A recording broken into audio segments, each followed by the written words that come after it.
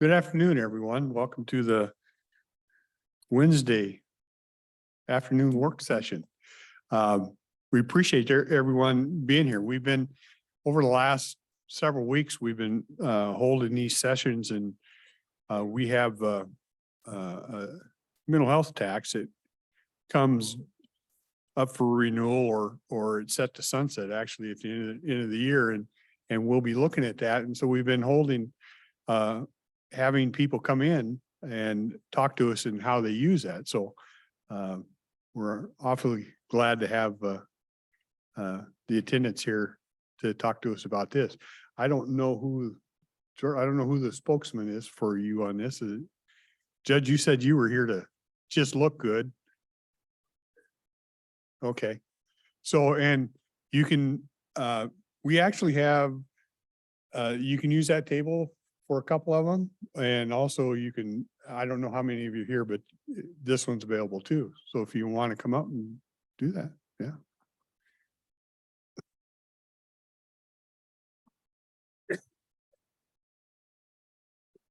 So I'd like to add that the chairman is proud to say that he is the youngest here. Yeah.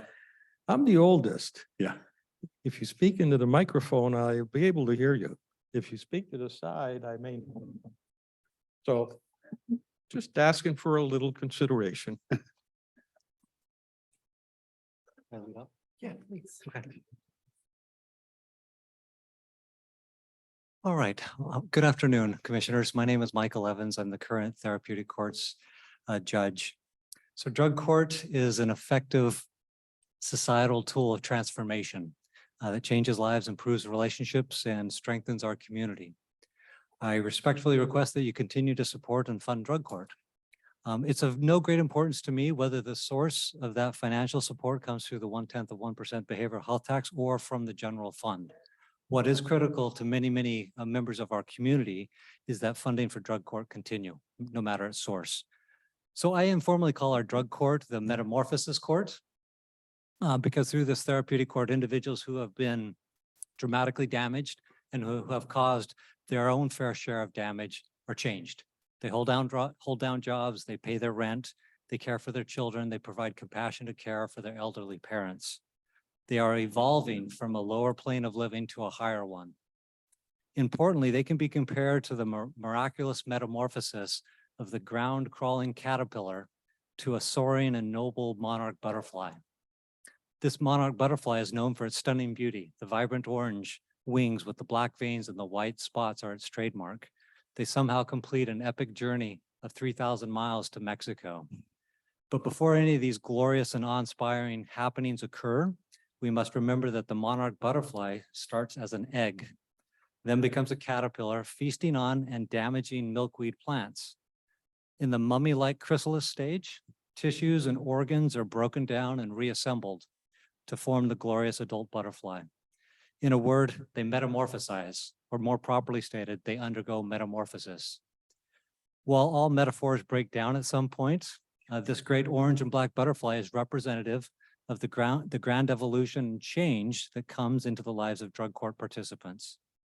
Our staff and team members of the Cowlitz County Drug Court, they daily apply their skill and passion supporting the transformation of seemingly common and everyday court participants into evolved, changed, and contributing community members. They accomplish that through the applications of principles of accountability, honesty, transparency, and service. We all know that active drug users burn bridges.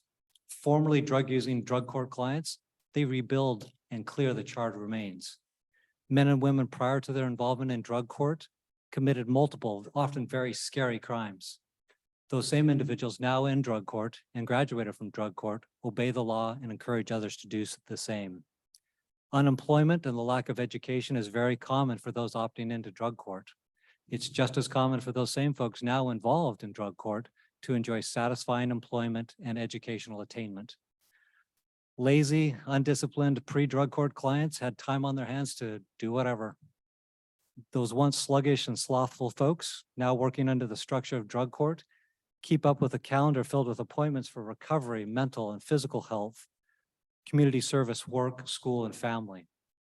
Just as lepers in the ancient world needed treatment, not shunning, our modern day lepers, sometimes called drug addicts, also need treatment and accountability. This treatment and metamorphosis is supported through your decision to fund drug court.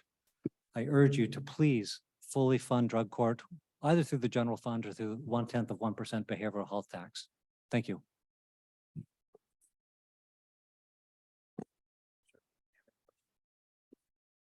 You up for questions? Yeah. Mr. Chairman? Mhm. I'm familiar with drug court and it's probably a reasonable description, maybe a little more fauna than flora, but nevertheless, I'm not sure where the insect sits in that, but I liked it.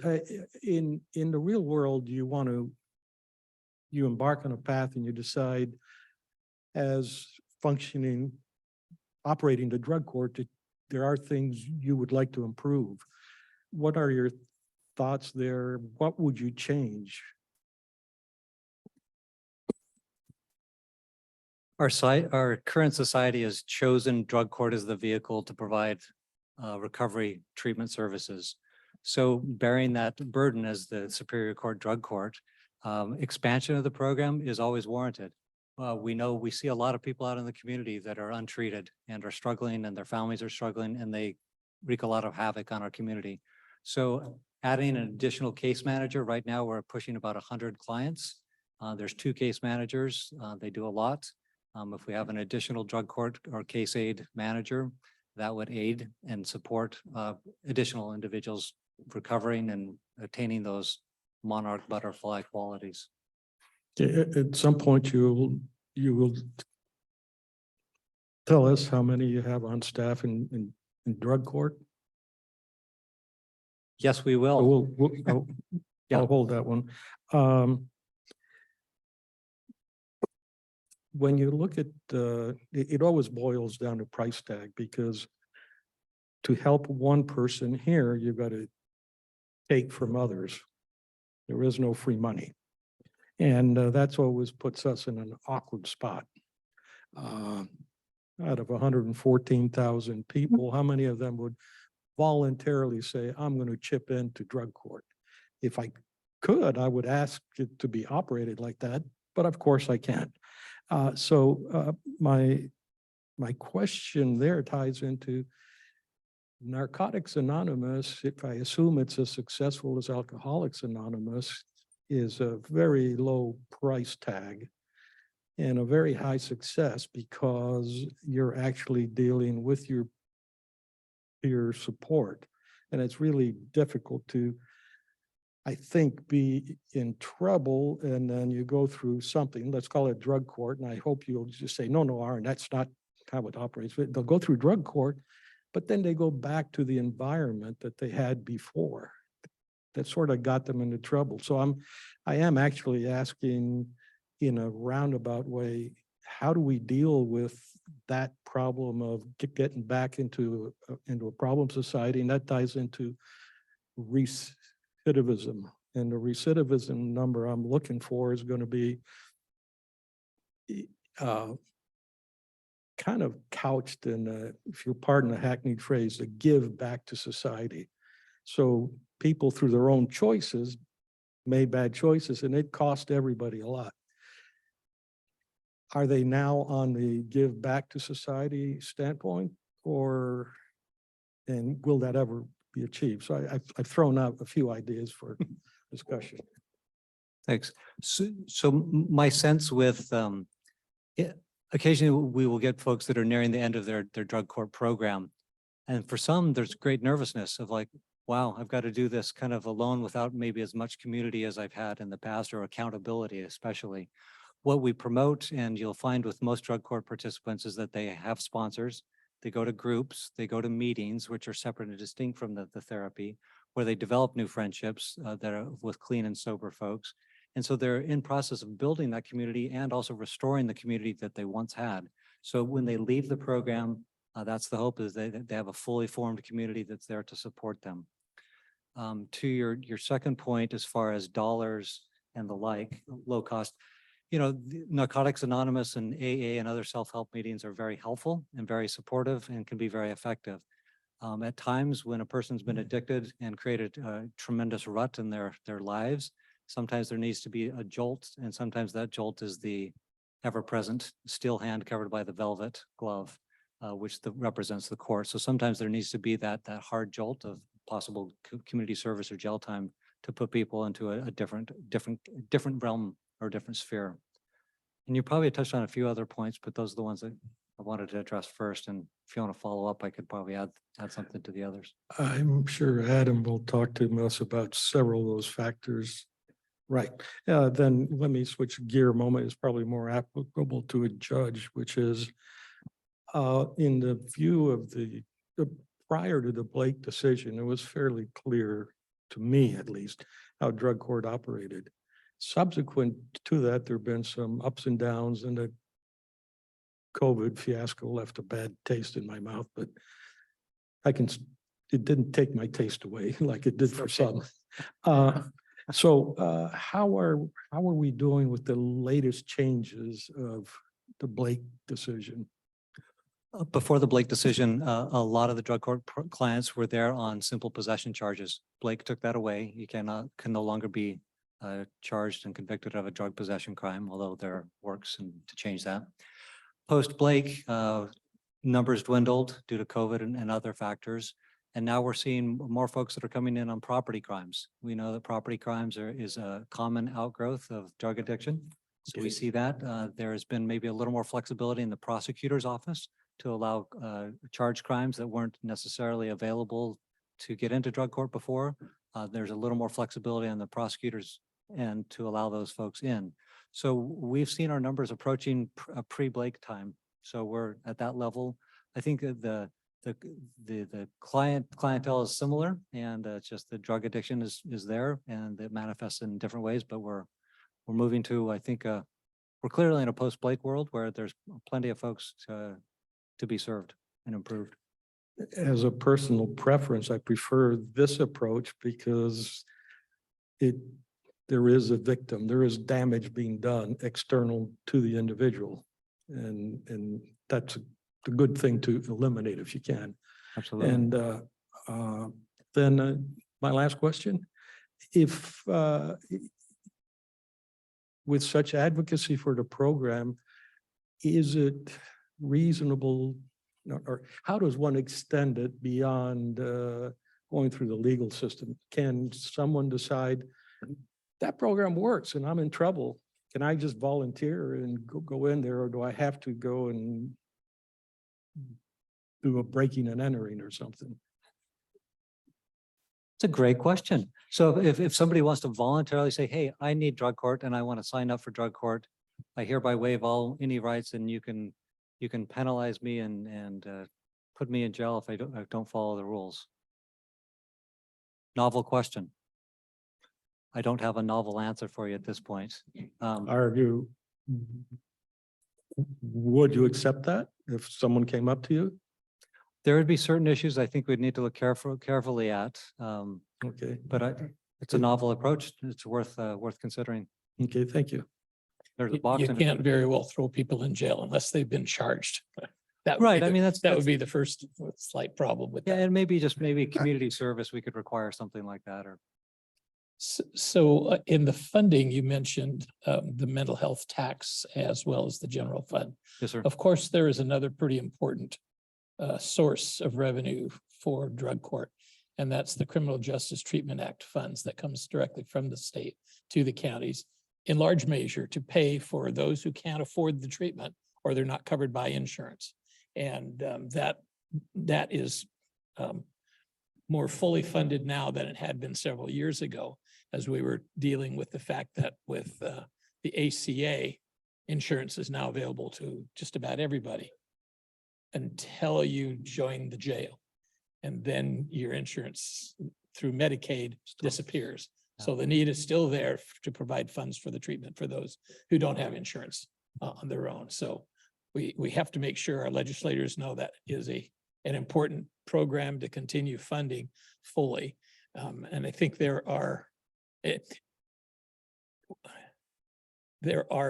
such a high number of the clients in drug court that that are qualify for Medicaid, that to lose that insurance coverage when you're under the care of the county, has a deleterious effect on their ability to make those transitions.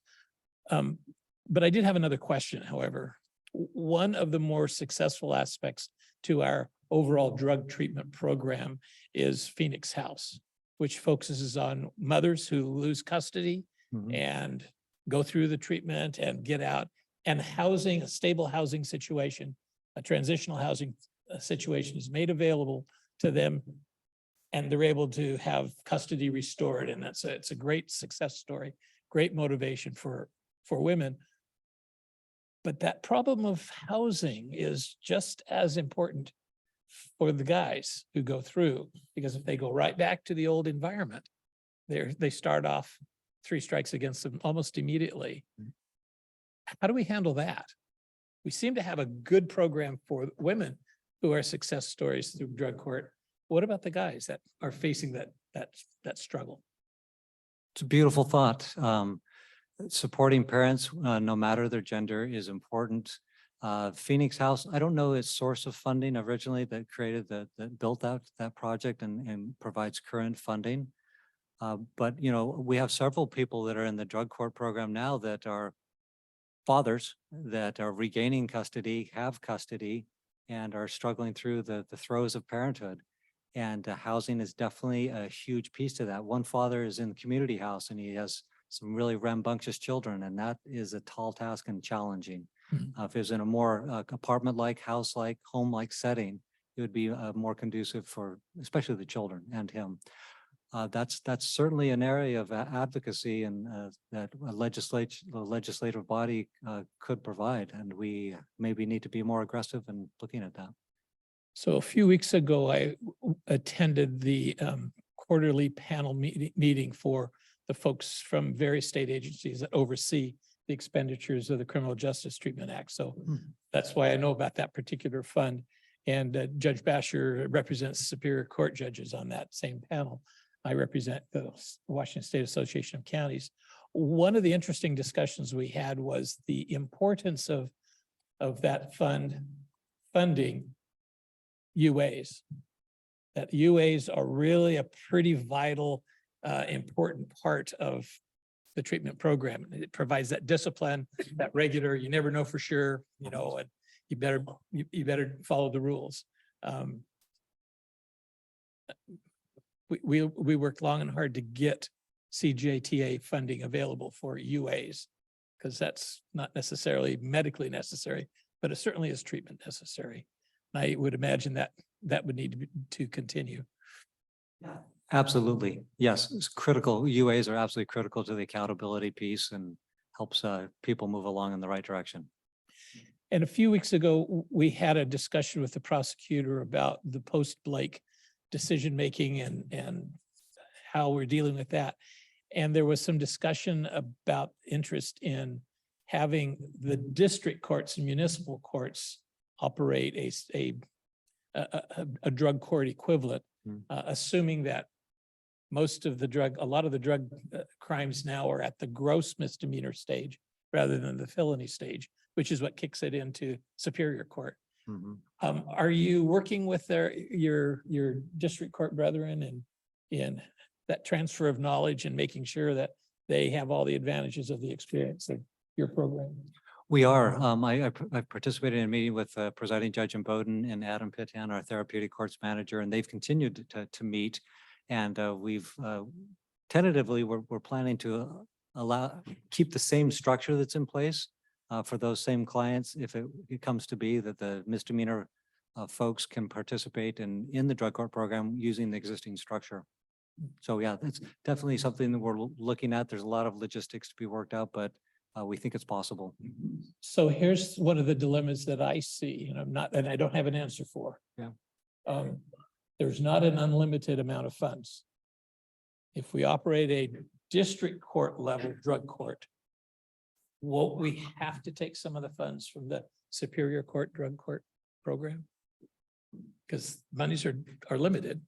I'm assuming the numbers of people that need the treatment are going to be relatively the same because it's the people who are apprehended and charged with crimes.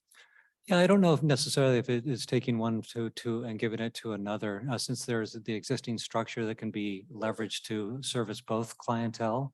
I don't know if that's necessarily true. There may be increased funding that would come through increased participants. But if you're using the same general structure, that's the Superior Court Drug Court team, I don't necessarily know if that's accurate.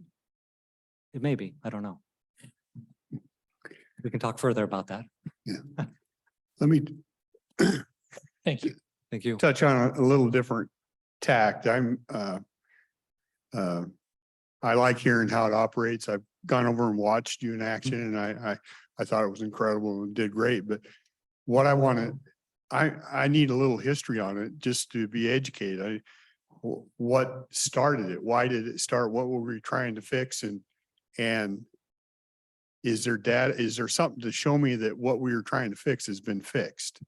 Or if we would have gone, I don't even know when this started. If we would have gone the last decade without this, would people have found a way to fix themselves or not? I'm trying to measure how effective we are here, because if I'm spending taxpayers' money, I want to know they're getting something for it. And I think all of us in this room want to know that. And so I'm kind of looking for a little history and what we were trying to fix and if we were able to accomplish some of that.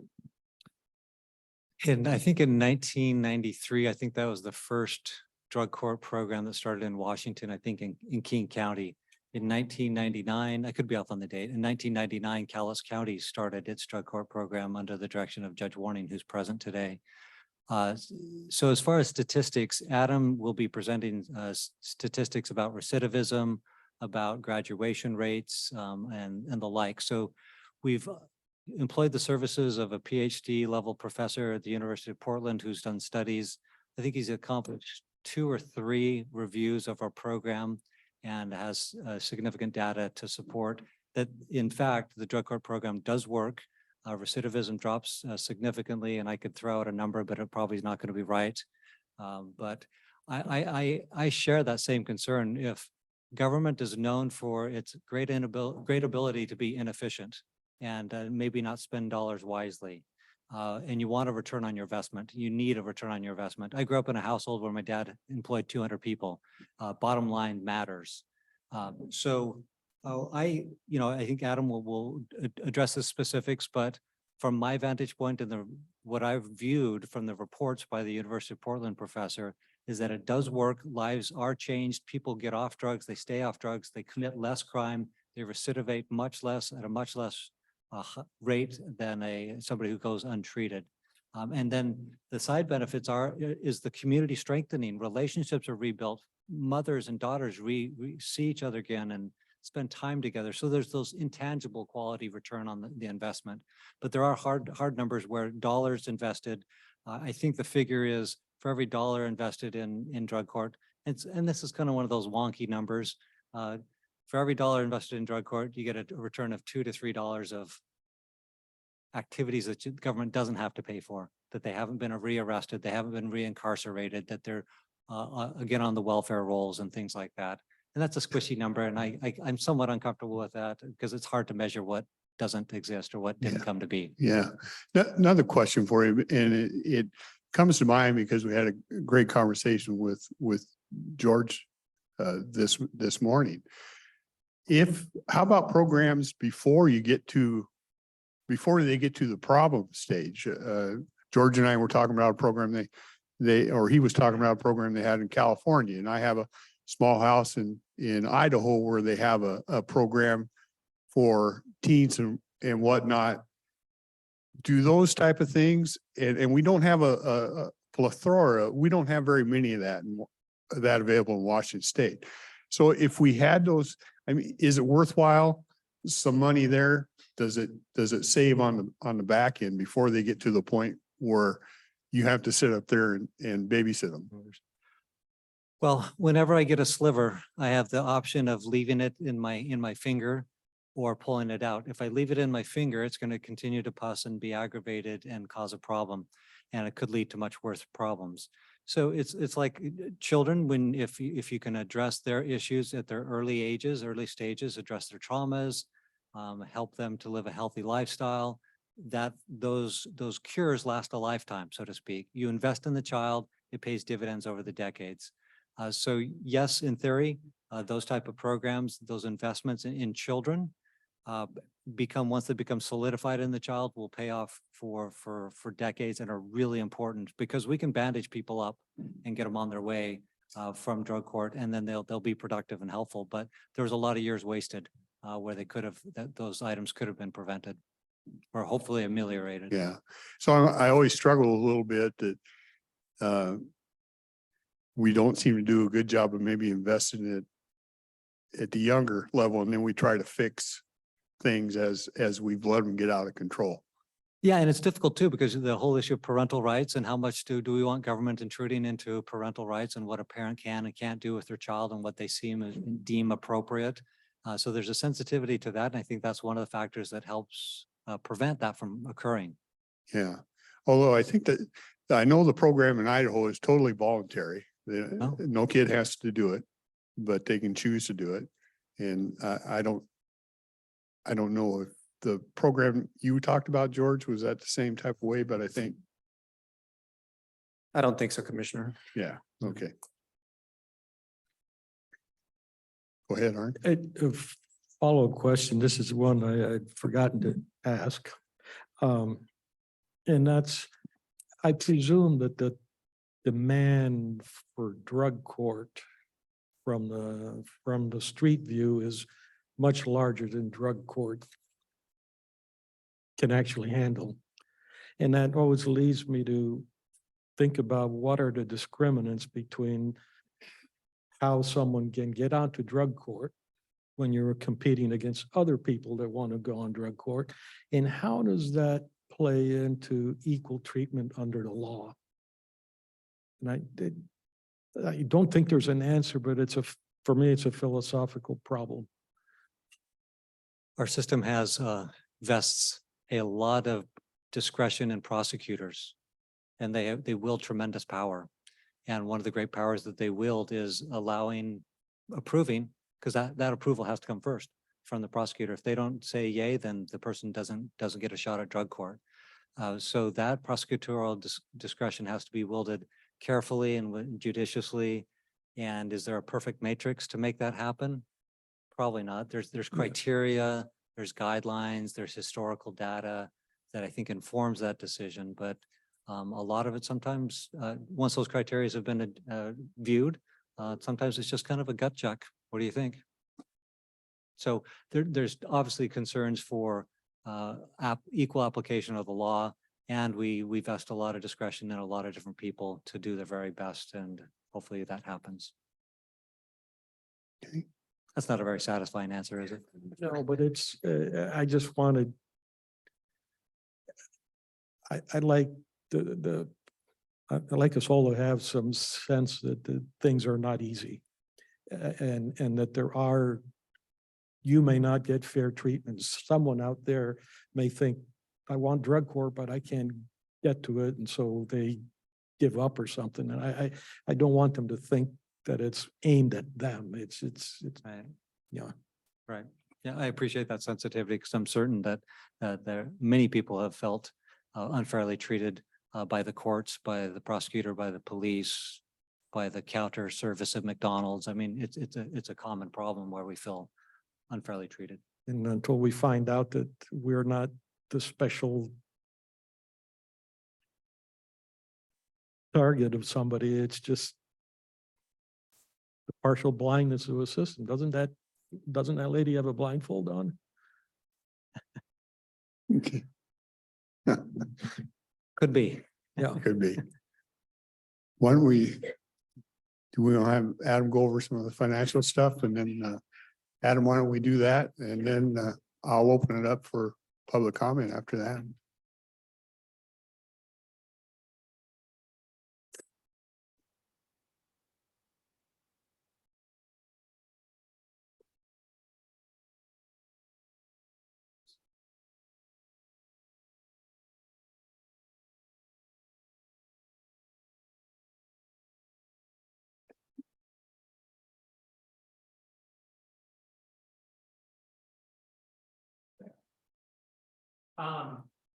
Yeah, so, yeah, commissioners.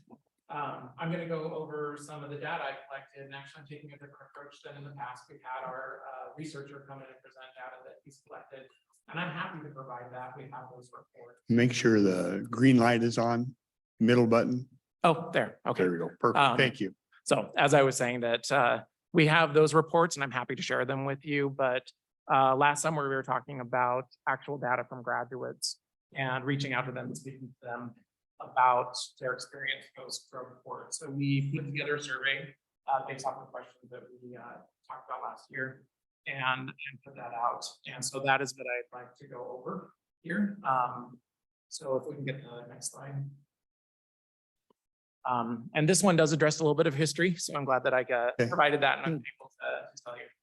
The first drug court was established in 1989 in Florida. So that was the first time that we had introduced this concept of drug court, and it was driven by the idea that if criminals are committing crimes because of their addiction, then treating their addiction should eliminate the criminal activity. So that was the idea that drug courts, I started drug courts there. Since 1989, there are more than 3,800 various therapeutic courts operating in the United States. When I say therapeutic courts, that's an encompassing term. So there's adult drug courts, there's mental health courts, veterans courts, DUI courts. There's all sorts of courts, family dependency, juvenile. So it really kind of wraps that all into that term. Our Cowlitz County Drug Court was established, I guess actually that was 1999. So coming up on our 20th anniversary year, and that was established as Judge Evans said by Judge Stephen. We currently operate 4 courts. We have an adult drug court, mental health court, family dependency court, which we call health court, and a juvenile drug court, which we call state court. And I'm actually going to focus a little bit more on adult drug court. That's what the survey was done, and also a little bit on mental health court, as they receive a bulk of the funding from 1% of what we're discussing today. The current status of our drug court and mental health court, we currently, as of today, have 81 clients in the program. Pre-pandemic, we were at 104. And then the Blake decision, at the time the Blake decision happened, we were at about 64, 65, I think. And that was because that year the pandemic had happened. Cases weren't moving through. I think we only opted in 10 people, but we graduated close to 40 that year. So we had people exiting the program. And then we dropped down into the mid-20s instantly after that. We worked with the prosecutor to be able to allow, there's Washington state standards, and it pretty much boils down to no sex offenses, current or history, or serious violent offenses in the program. So we looked at that and we looked at other charges that are committed because of a connection to substance use disorder. And we opened that up to allow more people the opportunity to do the program.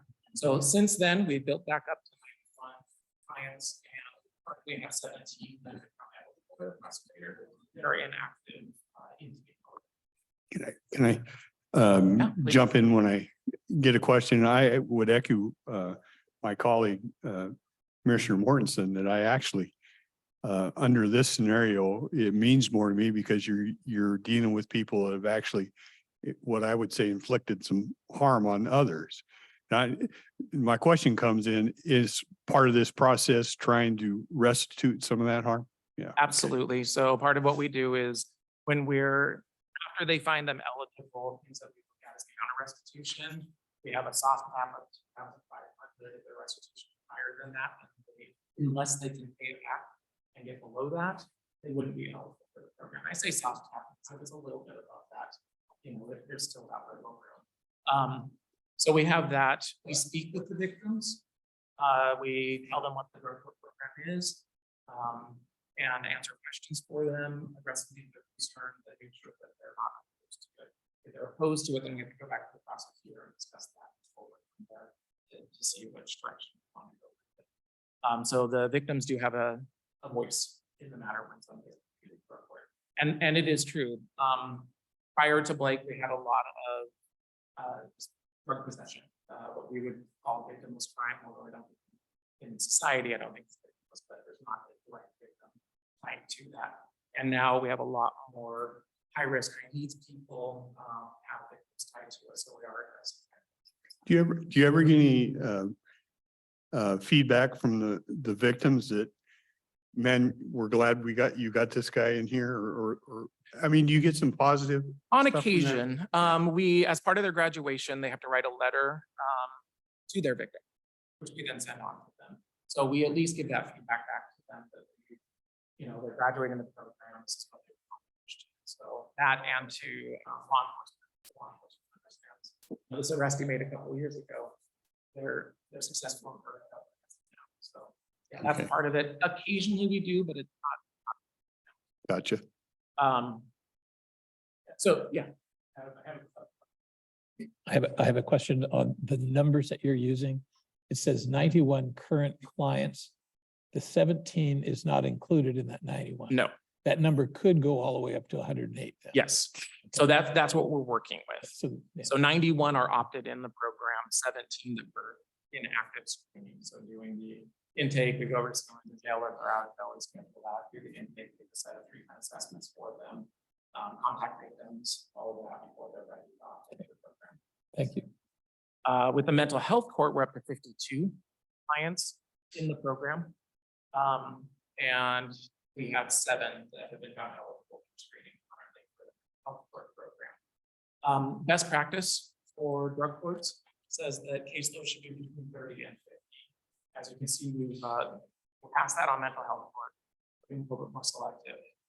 And we're approaching that for drug court. And that's the max. It really doesn't recommend to be at 50. It recommends that the caseload be. That's we're right there with those cases.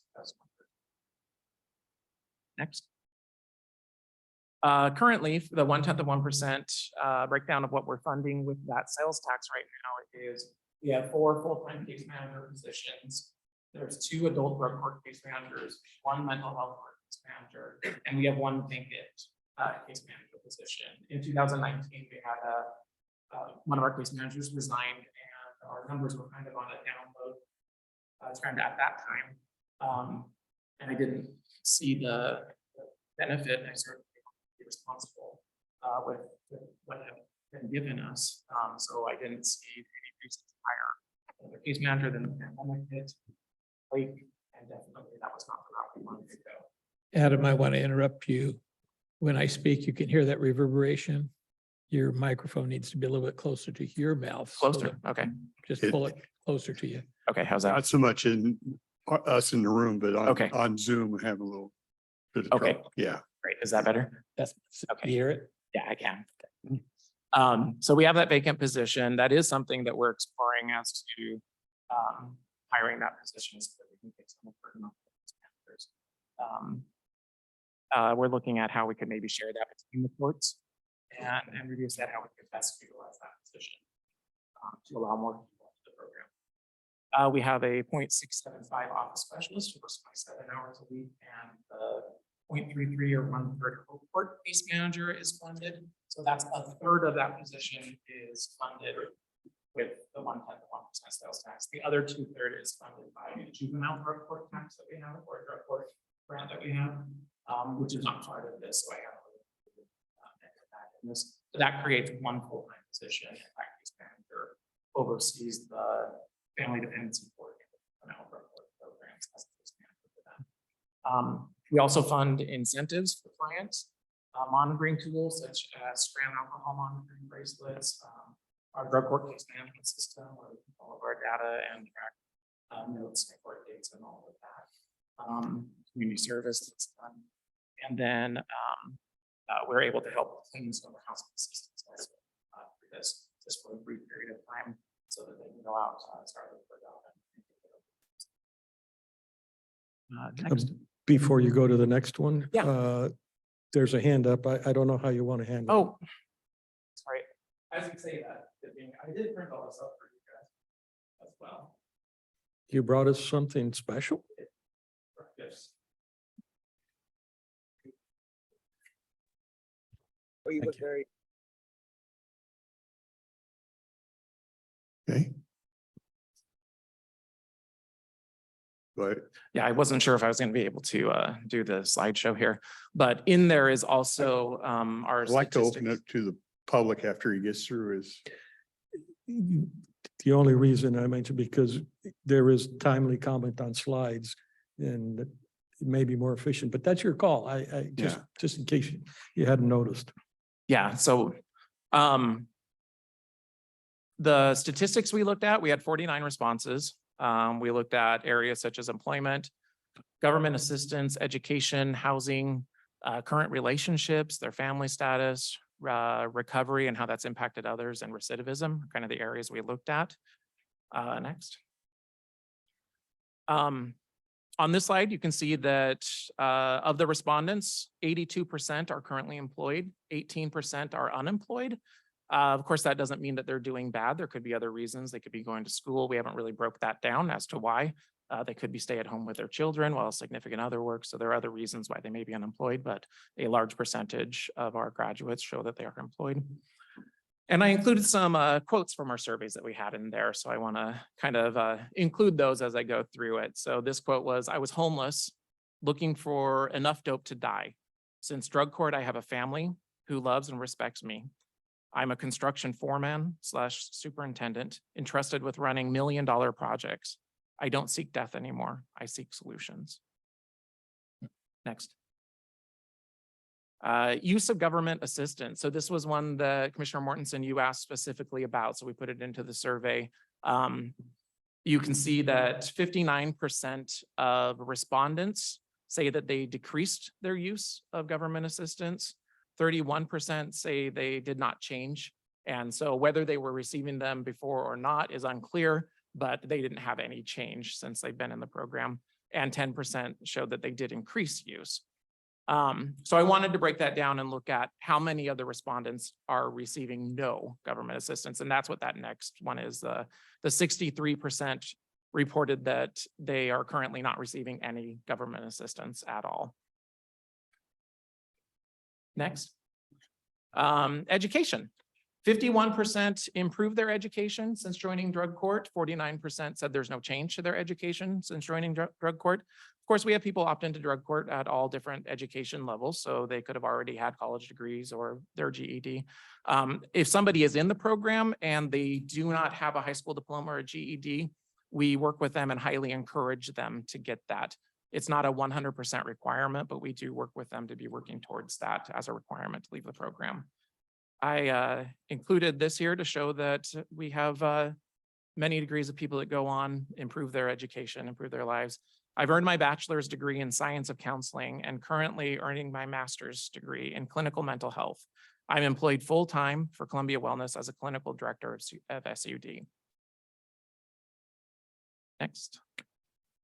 Housing improved. 94% report that since coming into drug court, they have improved their housing situation. Now, when you look at it, 2% no change, 2% not improved, those are kind of similar there. That's not saying that they were in a worse situation when they opted in. Some people opt into the program. So, it's, you'd really have to break those down to see what it is, but we can see the vast majority of people have improved their situation. Right here, one of our graduates, my biggest success has been buying a house. And several people listed that as a big success. Strengthening families. 100. Yeah. Quick question, Adam. What are the specs on the universe? Is this over 1 year, 5 years? This is over, we surveyed every graduate we could get it to. So we have people that are more recent graduates. We have people that have been, I think the longest is 18 years that this got into the hands to. So it's a wide swath. Do you have enough? Do you have enough numbers to be able to parse that into 5 years, 5 years, 5 years? So I mean, we had a few more responses after we put this together. I think we have something like 51 responses. I don't know. that doesn't sound like you have enough to. We don't have we have a good amount accumulative, but if we started breaking it down into years, I don't know what that would look like. It's something we could play with, but I'm not sure what it would look like. you really don't have enough numbers, but I assume you're going to continue this, this kind of analysis, which Yeah, we're hoping looks quite to. good. And in time, you will have a. That's my hope. Okay, Yes, thank you. yes. Yeah. Strengthening families, 100% of the respondents reported that they have rebuilt damaged relationships with family and friends due to their drug court and their recovery. This quote here, "My family trusts me and I know I'm reliable now. Everything in my life has improved since opting into drug court. It changed my life when nothing else could." Next slide. Regain custody of children. Something to look at here is this is not the entire 49 people. Only 19 people fell into this category. So we're only looking at a subset of people here. Of the people that this was relevant to, 68% report that they regained custody of their children due to drug court. 32% report that they did not regain custody. So that's 6 people. The quote I have here, I think is good because it shows that not regaining custody does not necessarily mean they're not in their children's lives. So I have my family back and they have me. I did not get custody of my kids back, but I get to be in their lives and they are allowed to be in mine. I can be present for my family when they need me. Next slide. Relapse. So this is something that research, when you do have a researcher come in and look at where he can look, you can't really get this information. So this was what I was really excited to look at here. Since graduation, 71% report that they have had no relapse since graduation. 29% report that they did experience a relapse. So that's 14 of the respondents report that they did experience a relapse. The quote I have here, "Drug court saved my life. I'm forever grateful for this program. I know I wouldn't be alive without this program." Now, this is one of the questions that we went in a little deeper and we were able to break it down a little bit. So on the next slide, you can see regained recovery. So we asked after if they've had a relapse, we asked if they were able to regain recovery. So of those 14 people that reported that since leaving the program, they did have a relapse, 86% or 12 of them have regained recovery, and only 14%, which is 2 clients, report that they're still struggling with their substance use disorder and have not gone back into recovery. 100% of those who regained recovery reported it was due to their experience in drug court that allowed them to come back into recovery. The quote here, "I did not want to relapse. Unfortunately, relapse is a part of my story, but I was given the tools and the choice to stop using and find a new way of life. I relapsed for about 6 months, struggled a little bit and got back on track." Next slide. Do you know how they got back on track? Yes, the community that they built up. I know this individual specifically reached out to our office and one of our case managers helped him back in, to get back involved. There's always shame involved. Somebody relapsed, they've been really strong in recovery and they relapse. There's a lot of shame and guilt there. So it's hard to come back because of that. So bringing the community back to this individual to say, it's okay. You can come back. And so I think that that's a big part of what helped gain relapse. I do know that this individual and there is a larger, in the packet I gave you, there's all of the written responses that people had and testimonies. This is only a portion of that. So he does go into greater detail about Good, it. I appreciate that. And that goes back to the question I asked Judge Evans, Mhm. can someone from the public come back in? Since Yes. he was a graduate, he is a member of the public and Yes, we absolutely, it's not uncommon to be contacted by graduates that are struggling. Maybe they haven't relapsed, but they're struggling.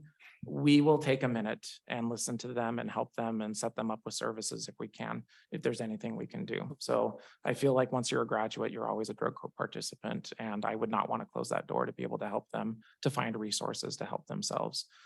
This leads me to one of my favorite kind of quotes or discoveries with recovery. And it's research that's done. Maybe you've heard of Rat City research where they gave rats drugs and found that if they kept them in solitary, they would walk over an electrified field to get to that water that was laced with the drugs. But when you put them into Rat City with rat activities and fun and lots of other rats to interact with, they rarely went to the drug-infused water. They went to the regular water. And from that is kind of the idea that the opposite of addiction is not sobriety, it's community. So that really is what we try to build up is community. We're working right now to try to build up peer mentoring. We're working as clients come in, if we recognize a need, we'll set them up with people in the program that are doing well. Candace is really kind of focusing on that, one of my case managers, setting up people with other people that are doing well in the program or even graduates, and try to build up that community for people. 96% of the respondents, I covered that, said that they, help others in gain recovery. So 96% of respondents report that they've helped other people not involved with a therapeutic court to get into recovery. So we asked this question because we wanted to see what is the impact for somebody that goes through drug court, gets into recovery, are they helping other people? And 96%, 47 people said that they have helped other people into recovery. This quote here, I currently work at the community house, helping people get their lives back. I love giving back and teaching those that life is so much more than drugs and alcohol. Next, recidivism rates. From what people reported, we asked if they have been convicted of a new misdemeanor or if they've been convicted of a new felony. 88% reported no new misdemeanor convictions. So 12% had received a new misdemeanor conviction.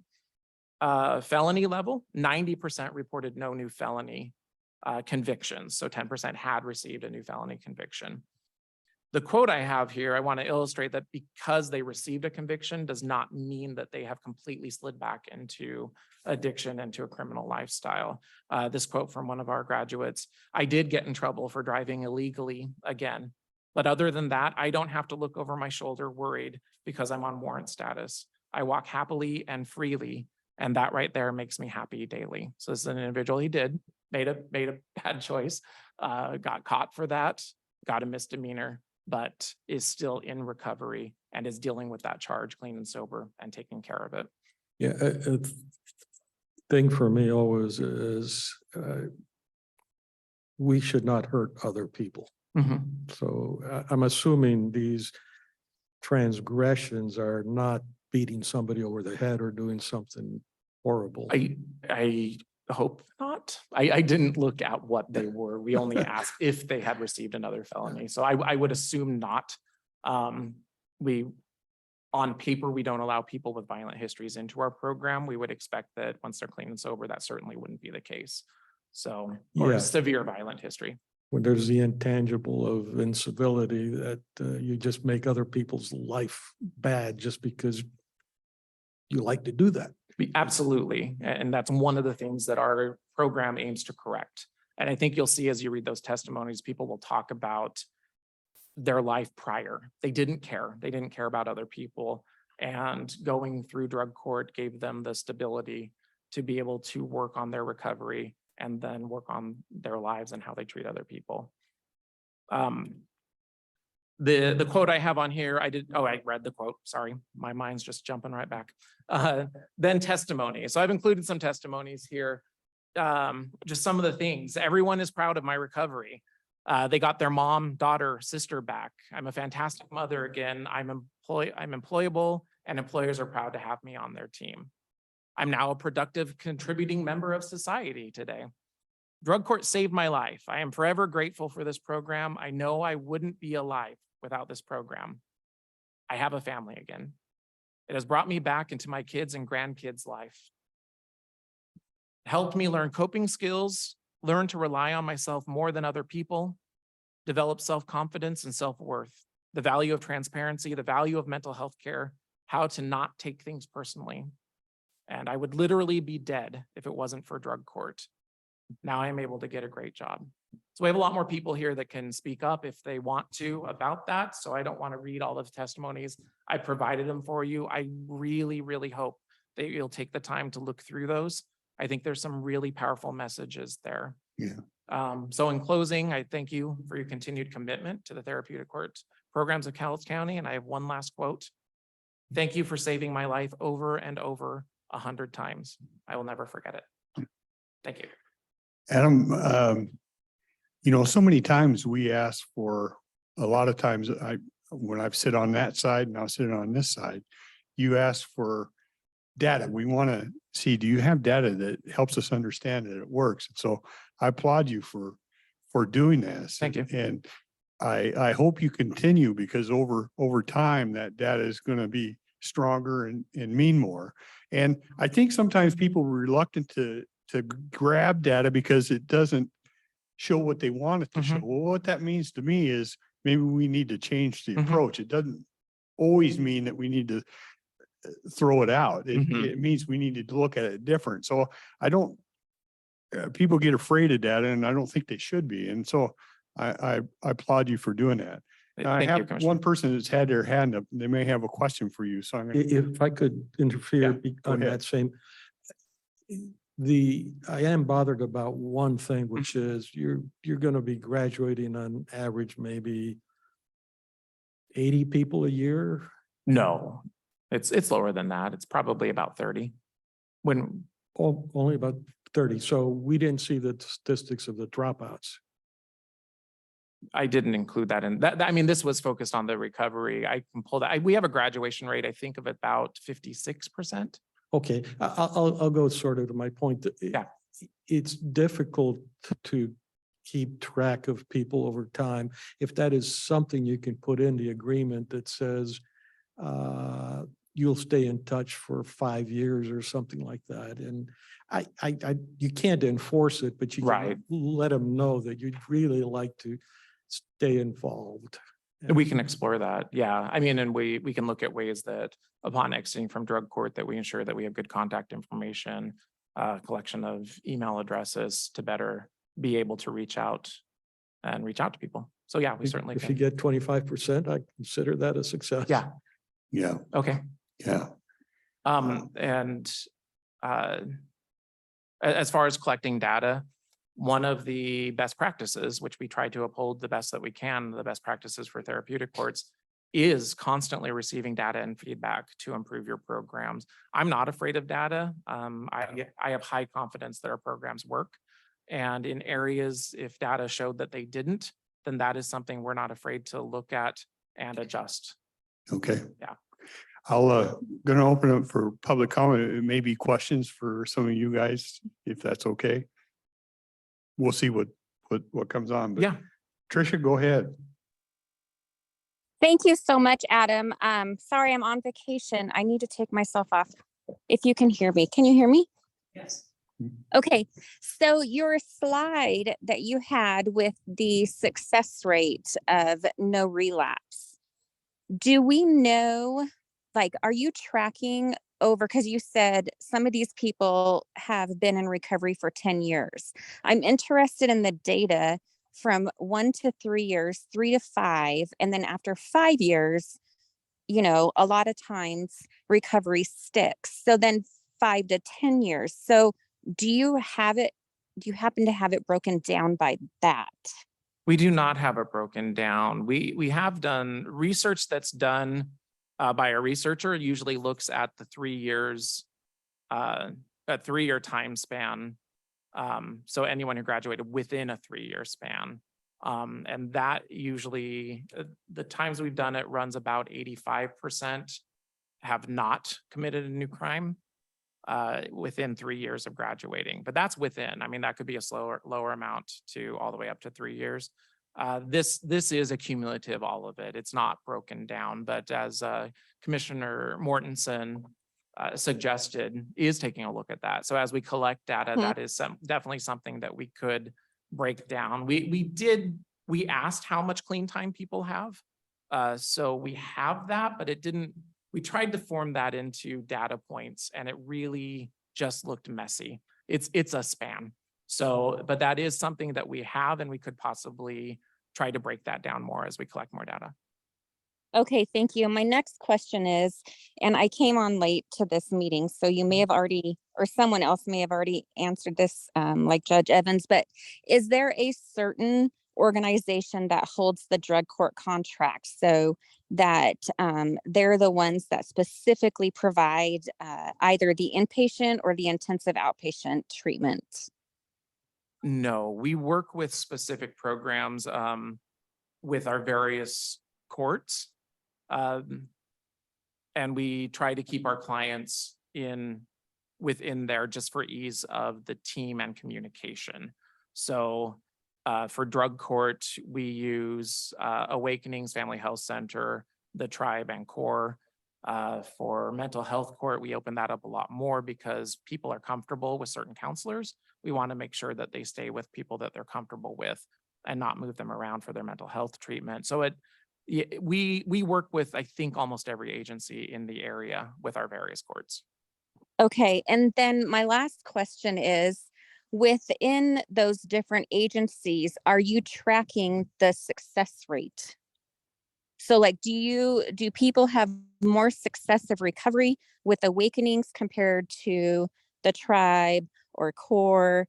That would be very interesting data because that tells you which program, to me, is providing the most and best intensive treatment to make these people successful citizens of the community. That's a good question. It's not something that we track specifically what treatment agency they were at. It might be interesting to look at. We do have expectations of treatment agencies that they uphold. We work with them to ensure that there is a continuity of treatment between the agencies for drug court clients. We work with the agencies that we feel work best with the clients and that we see results from. I could think about how we might be able to do that, but it is an interesting thought. It's something I'll put some thought into. I think that would be interesting, especially since each organization, if they do provide the mental health treatment as well, it depends on the level of counselor who is providing that mental health treatment. Yes. Some will have it done by a bachelor level. Some will have it done by a master level, like the Tribe was all master level providers. So again, I think that also should be looked at. So Yes, thank you. Thank you. Okay, thank you. We'll let you go back and I'll open it up to public comment if Okay. they want to come up and comment. Yeah. Yeah, come on up. One treatment place is gonna be. We're gonna need you up at the microphone because we're on, okay? I'm Bo. I'm a grateful recovering addict, drug court graduate. I don't think any one treatment place is gonna be the answer, or every person's different. You know, there's no such thing as normal. Normal is a contradiction in terms. So what's right for this group of people isn't gonna be right for that group of people.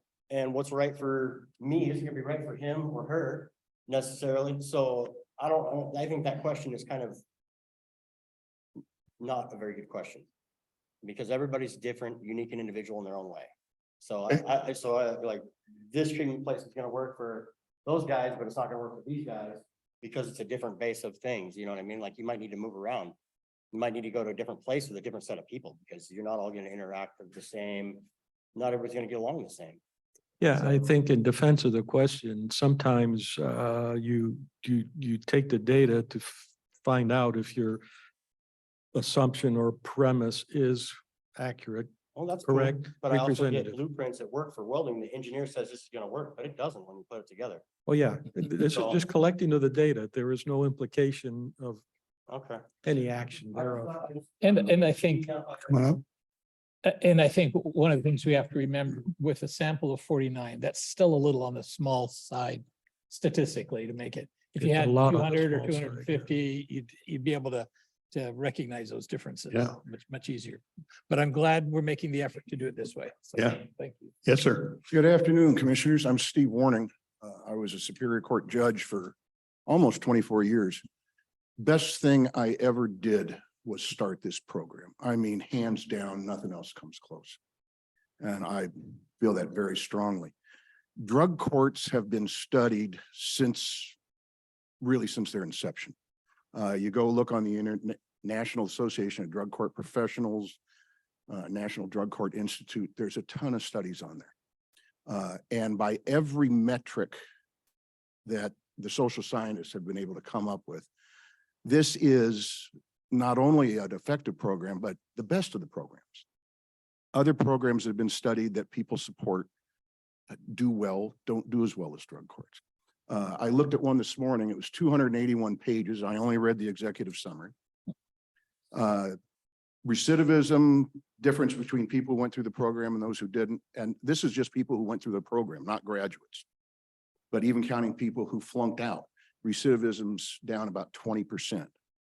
I have seen a number of different results for, does drug court save money?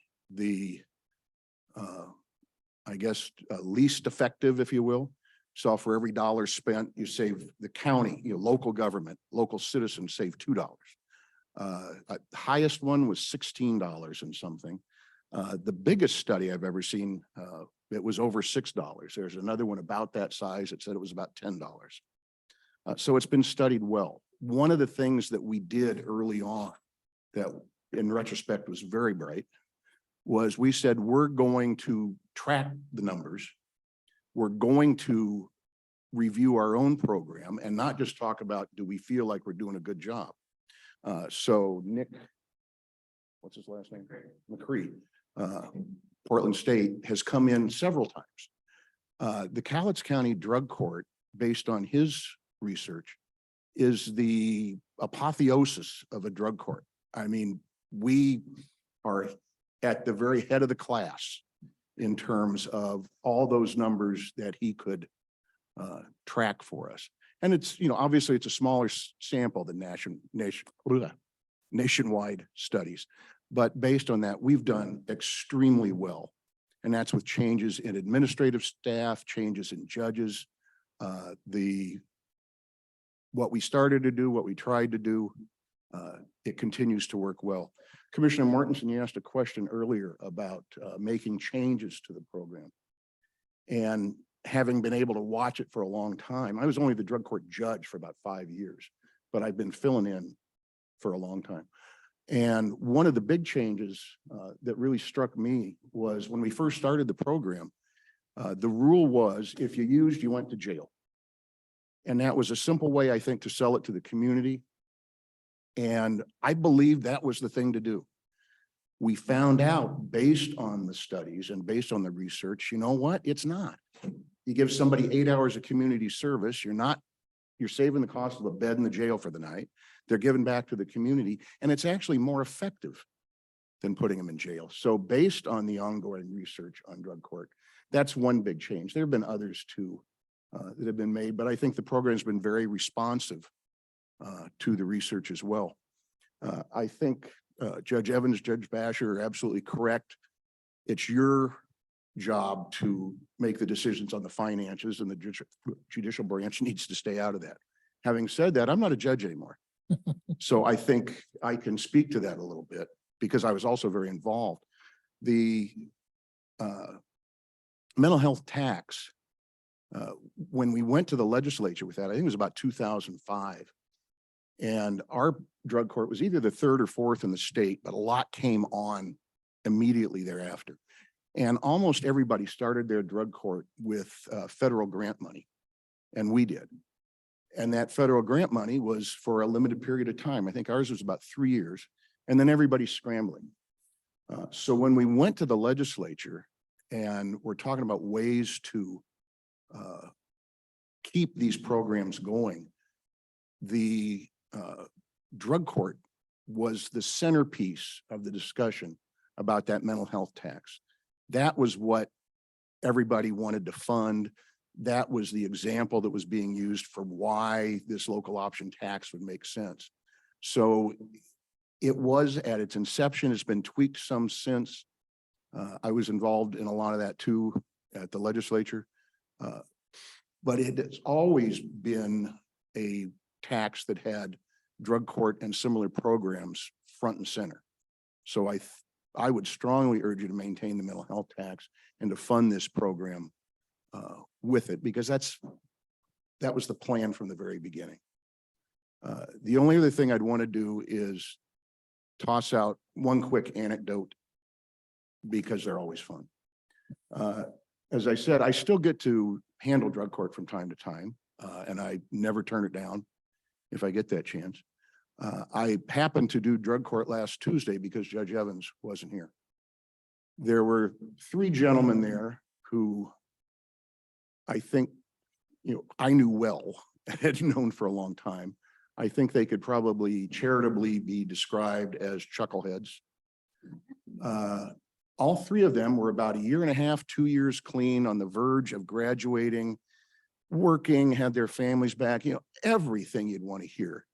And otherwise, these are people I'm quite sure, because that had been their pattern up to now, would be either in the county jail or in prison, and taking up bed space there. The other gentleman that I met for the first time, he had just joined the program in, I think it was his first or second week. He overdosed twice, died once, and was obviously scared to death. And where he came to try and address that was a courtroom, which, strikes me again. It was just extraordinary. This is where somebody comes for help, given what we normally have to do when people come in those kind of situations. I, with a little bit of trepidation today, asked Judge Evans, is he still alive? The answer was yes, thank God. Is he still in the program? Yeah. So I gave up predicting who is and isn't going to make it a long, long time ago. But every day, in town, because I know where a lot of them work, I see people that have been through that program who were, tax-paying citizens. So I hope that you recognize just how important the program is, how successful it is. And I would urge you to continue to fund it with those mental health tax funds. Thank you very much. Judge Warning, welcome back. It's good to see you. One of the observations I've had in watching drug court over the years is the very obvious connection between the judges and the participants. I hear that over and over again. It's different from if you're appearing for a criminal case. And I think one of the important things about the longevity of the Cowlitz County drug courts is that there is a continuing introspection, I think, to make sure that the judges are the right fit.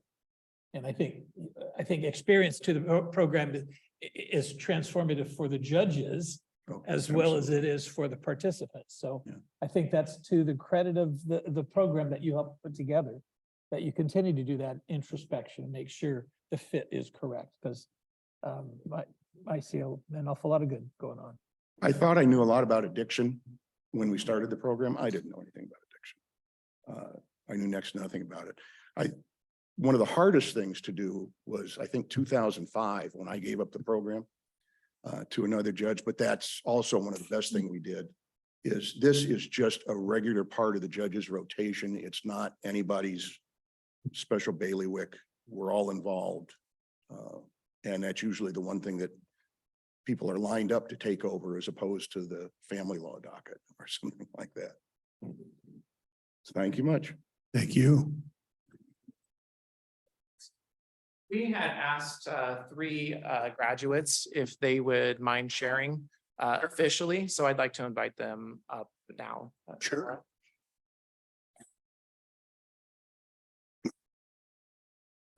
Hello, commissioners. How are you? I know a few of you, not all of you. Hello, Arn. Hi. Dennis. My name is Deborah Nelson, for the record. I'm a drug court graduate.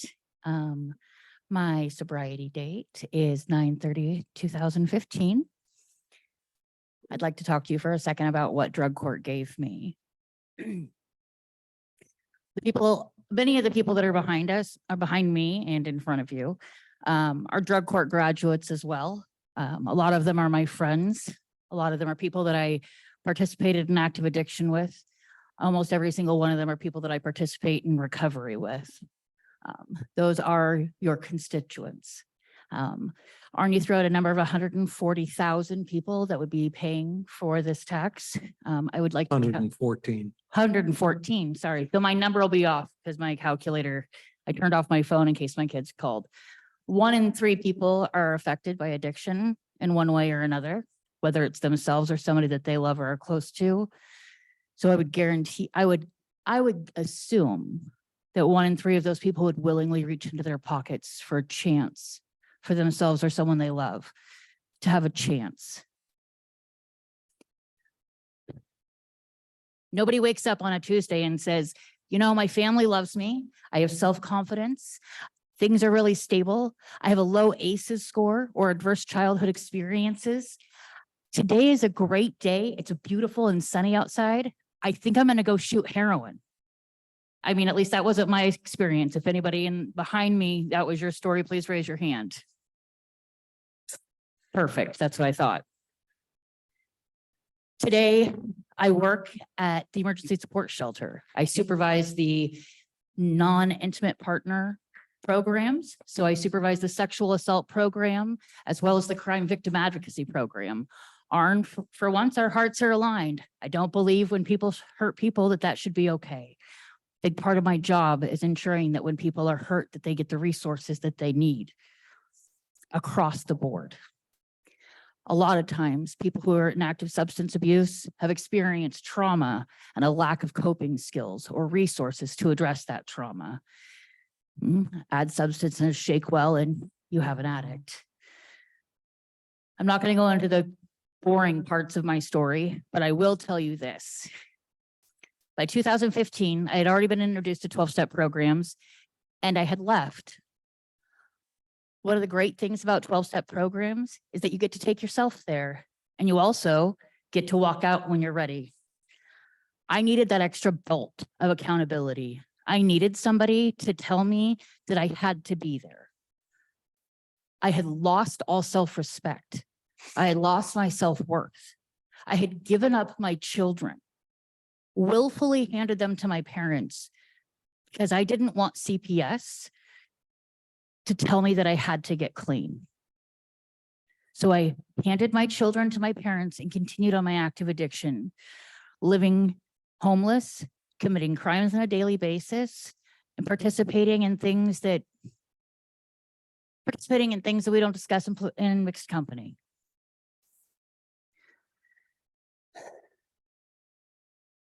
I got arrested like everybody else. I'm not super proud of what I got arrested for, not because it's embarrassing, but because it is embarrassing. You see, in the drug world and even in recovery, there's a false pride and strange behaviors. I got arrested with less than $10 worth of drugs in my bra. It's kind of embarrassing that it was something so trivial. They let me out on personal recognizance and I cried. I really wanted to sit in jail because I really wanted somebody to make me stay clean. I knew that I wouldn't unless somebody made me. I begged and pleaded to get into drug court. They told me it was ridiculous. Why are you going to try and get into drug court? You're going to serve 10 days and be done. But I knew what I needed. I got into treatment on September 30th of 2015, and I was able to opt into drug court and fill out all my paperwork while I was in treatment and opt in November. Due to circumstances outside of my control, two of my children were returned to me in December of 2015. I had less than 90 days clean and lived in the community house. Less than 6 months later, my significant other also had his 2 children returned to him. Yes, 4 children. Junkie whore, mother of 4, 6 months. It was a whirlwind, okay? Drug court held my hand. If it wasn't for the community and the community and the support and the accountability that I was given through drug court, I don't know where I would have been in those first few months. I remember vividly another drug court graduate. She was working at the Chinese Village and she had given me her car and I was in a really bad place. And it was right before my kids came home and she made me promise that I wasn't going to use as long as I had her car. And so I had developed this plan that I was going to drive around the Highlands until I could find dope and I was going to get the dope and then I was going to hold on to it and then drop her car back off so that I could get loaded without having her car. So therefore I wouldn't be breaking my promise. It didn't work out. I didn't get loaded, but I stayed clean. She's still one of my very best friends. I sat with her when her husband passed away. We cried together over a friend of ours who was a drug court graduate who relapsed and passed away. We don't all make it out to the other side. My story has so many more pieces than that. I graduated high school barely, not because I'm not bright, but because I didn't really like to go. I was very busy, shall you say. Since I graduated drug court in 2017, I have completed my associate's degree in organizational development, my bachelor's degree in human development, and I am now on a full ride grant to the University of Washington for a master's degree in social work. Thank you. Because my higher power has a sense of humor, my first day of in-person school is September 30th of this year. That's also my daughter's birthday. She'll be 2. So, oh, and I have a foster child now because I went from being somebody that ran from CPS to somebody that CPS places children with. The things that drug court offers is the extra bolt of accountability and community that a lot of people don't have just by participating in a 12-step program. 12-step is phenomenal and a critical and integral part of my life. But for many people who suffer from anxiety, fear, insecurity, maybe they don't have a connection to people in this community. And albeit, some people don't even know about it. Some people think AA is only for old men. No offense, gentlemen. They don't, Who's she talking to? that guy. I'm the youngest one here. I have backup. But oftentimes they walk into or they think of what they see on television and say, that's not for me. I don't fit there, or I'm not an alcoholic, and they don't know. So if nothing, drug court offers community, connection, and resources that gives them the information that they need so that they have a choice, because an uninformed person has no choice. I understand. Bottom dollars are important. I have 6 kids in my house. Listen, inflation has hit everybody hard. Try and feed 5 teenagers, okay? Bottom lines are really important. At the end of the day, it's about lives affected. I heard that someone had spoken and said drug courts only affected a handful of people. My life, my 6 children's lives, my husband's life, my brother's lives, my parents' lives. In the 5 years that I've been working at the emergency support shelter, I have supported 585 individual clients through their crime process. The lives are untold. We shape your community. We're everywhere. Thank you for continuing to support the people that are thriving in your community because of drug court. Thank you. Question?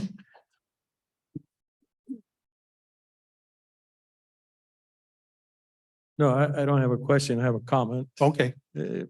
It's probably not going to be the most popular comment of the day, since we just had the most popular comment of the day. Trying to look at trying to look at the system in a holistic way is actually far more complicated. If we don't care about many elements, we would just stand up and jump up and down and say, we ought to fund drug court across the United States, regardless of the cost. However, we do have an issue that society already spends, with most people that are in drug court already spent for K through 12 about $250,000 on each of them. And Sorry, can you say that part again? I don't understand what you're saying. I'm assuming most people are going through a public education system, but even if they're not, if you use 2022 data, you end up estimating that the society has paid about $250,000 to put the people through, put them through K through 12. The thing I'm trying to paint is that our system fails early.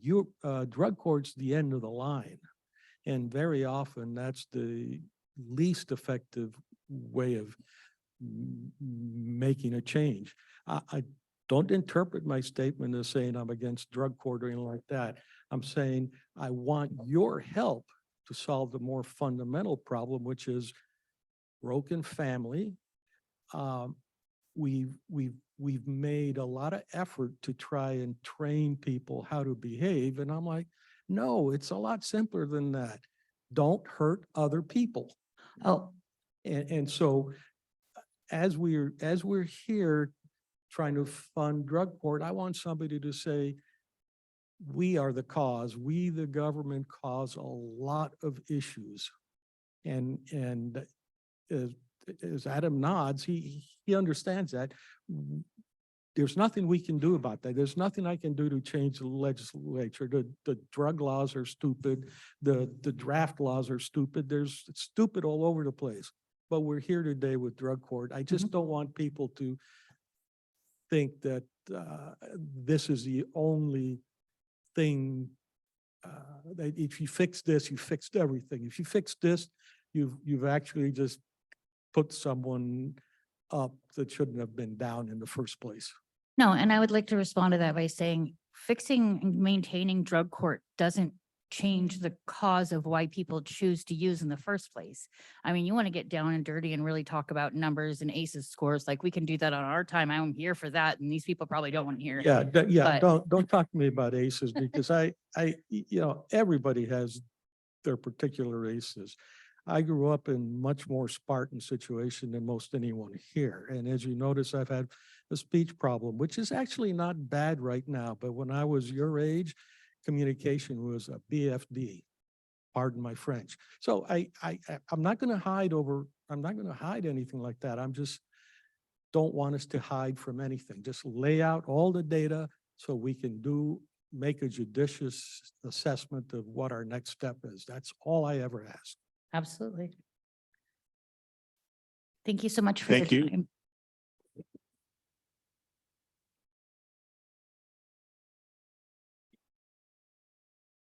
Good afternoon. I love these. My life goal is never to be addicted to drugs. Oh, move A bit it closer right with the close to your Closer. lips. Yeah, Good pull. Closer it is. there you go. Can you hear me now? Thank you. Perfect. Yeah. So my life goal was never to be addicted to drugs. Who in their right mind would ever want that? But when I was diagnosed with aplastic anemia when I was 13, I was introduced to a morphine drip, which I hated until I didn't. And at 14, I was addicted and I didn't even know it. After a year in the hospital, I was released and given an ongoing prescription of Oxycontin. I still didn't even know I was addicted until the doctors cut me off. And at this time, I was almost 16. This is when drug lifestyle kicked into full gear. My life revolved around getting drugs, selling pills so I could stay high, which quickly escalated and led me into drop out of high school and landed me my first couple of felonies as an early adult. Getting into trouble didn't stop me. Going to jail didn't stop me. Becoming inmate 307-345 didn't stop me. From 18 to 24, I was in and out of custody. I was out committing felonies on a daily basis, and then I would get caught up and back to jail I went. I did absolutely nothing but cost taxpayers money. I was a hopeless junkie who knew his life was full of meaningless and empty promises. Everything changed when I entered into drug court on my last felony charge. I will always remember that opt-in day.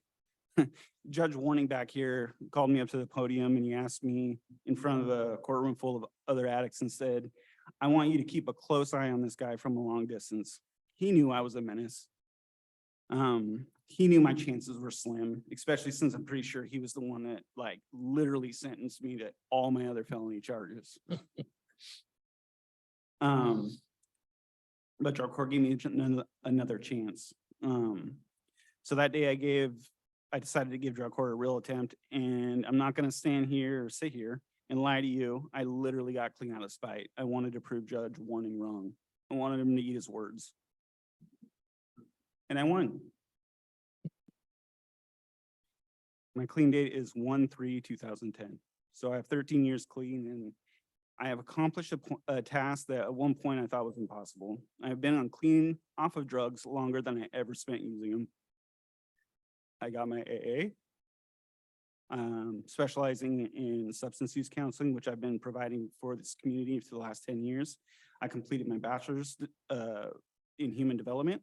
And 2021, I completed my master's in social work from Arizona State University. I am duly credentialed and I provide mental health services and SED services to this community.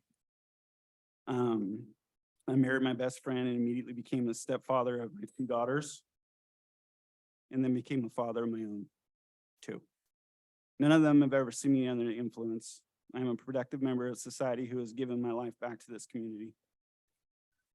I help the ones who have been discarded, like Judge Evans said, the lepers. Losing this money will be a tremendous detriment to our community.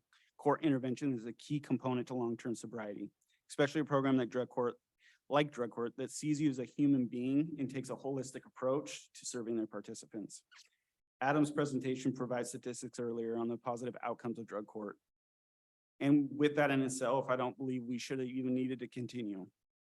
But if statistics are not something that move you one way or the other, how about facts? I'm a fact. I would either be in prison, still using, or dead if it wasn't for this program.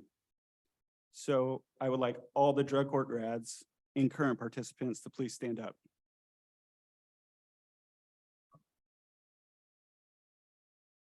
More. The people behind me are miracles. You gotta sit down. Please stand up though, in the back. I can see you from the screen. So everybody behind me is a miracle, and it shows that drug court is successful and it needs to be continued to be funded. How about all the people that have been positively impacted by someone who has completed or actively participating in drug court? Any family members, children, friends, please stand up.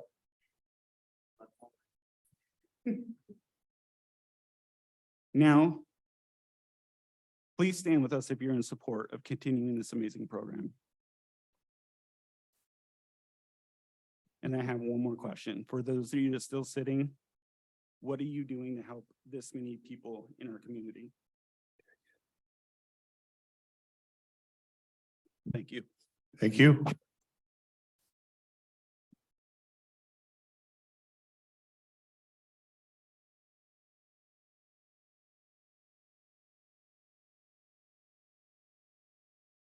My name is Melinda Kahn for the record. I guess I'm the more seasoned graduate. I prefer seasoned as opposed to old. I wanted, before I read what I've prepared, there was one thing I wanted to respond to that was asked if there was any additions to drug court. I believe an alumni group would help continue the success of the participants. When I first was in there, there was an alumni group and I'm not sure what happened to it. So I'm going to try and stick to the facts. Make sure you speak Okay. closely. Thank I'm you. going to try and stick to the facts. So I grew up in a family with generations of addiction. I guess you would say I was a child born without a choice until I made a choice. I chose to use drugs and that's when the choices stopped. Using was a need like breathing air. I will spare you the dark details, but in the end, I was below the animal level because animals care for their young, and I couldn't even care for my 5-year-old son. On November 14th, 2004, I made a statement that I believe changed my life. I said, God, if I had 4 days where I could do nothing but eat and sleep, I could quit using. Now I believe that a power greater than myself was listening. 2 hours later, I was arrested for 2 felonies and 3 misdemeanors, all possessions. After what totaled 4 days in jail, exactly what I asked for, I opted into the Cowlitz County Drug Court program.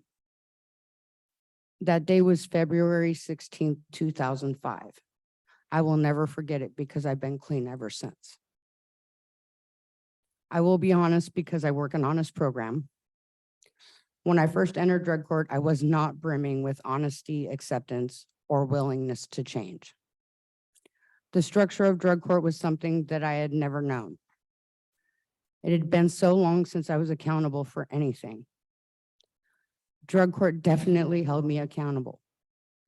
Though minor, I had 2 sanctions during my time in the program. As I spent time in groups, meetings, and participated in other program requirements, something changed in me. I had a choice. I had life. I was able to be a daughter, a friend, and a mother to my son. The program that I resisted at first taught me how to be responsible, and I will be forever grateful. While in drug court, I accomplished many things. I graduated college for massage therapy in 2005. I gave birth to my youngest son in May of 2006, my miracle, because he has never had to see his mother under the influence. Not to discount those accomplishments, but drug court also helped me with something I never thought would be possible. It helped me find myself, my worth, and most of all, it helped my parents get clean too. At the age of 52, my mother got clean 6 days prior to me to support my efforts, and is still clean today. My father, though it wasn't until March of 2008, at the age of 59, chose to change his life as a result of my example. So not only did my participation in drug court break the generational cycle of addiction for my children, who, by the way, are now 23 and 17, with them not knowing their mother in addiction, but their grandparents as well. October 16th of 2006, in this very room, I graduated drug court. It was bittersweet. Though I was proud of all I had accomplished and glad to have my charges dismissed, I was sad because I was leaving something that had been a part of my life for 20 months. Now looking back, even though I was no longer in drug court, it was and always will be a part of me. I apply the concepts I gained daily: structure, routine, consistency, and most of all, accountability. Since graduating, my life has only gotten better. I graduated from LCC in 2016 with my associate's degree and worked in the chemical dependency field for approximately 5 years. Today, with over 18 years clean, I am employed at Cowlitz Family Health Center in a management position. I own my own home. I've been in a healthy relationship for the past 14 years with my husband, Jeff, who's also in recovery. I'm an active part of the Narcotics Anonymous community. I am a sponsor or mentor to many women. And with their permission, some that are currently in drug court and are here today as I am to prove the program works. I can never thank drug court enough because of that program, I am truly living my best life. Thank you, commissioners. Thank you.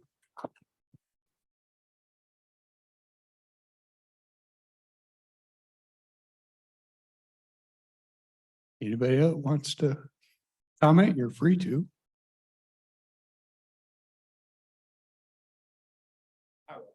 Yeah.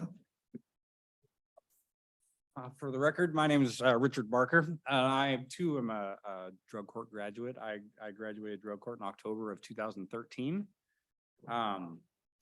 You know, I come from a long line of addicts and criminals. I received my first felony at 12 years old.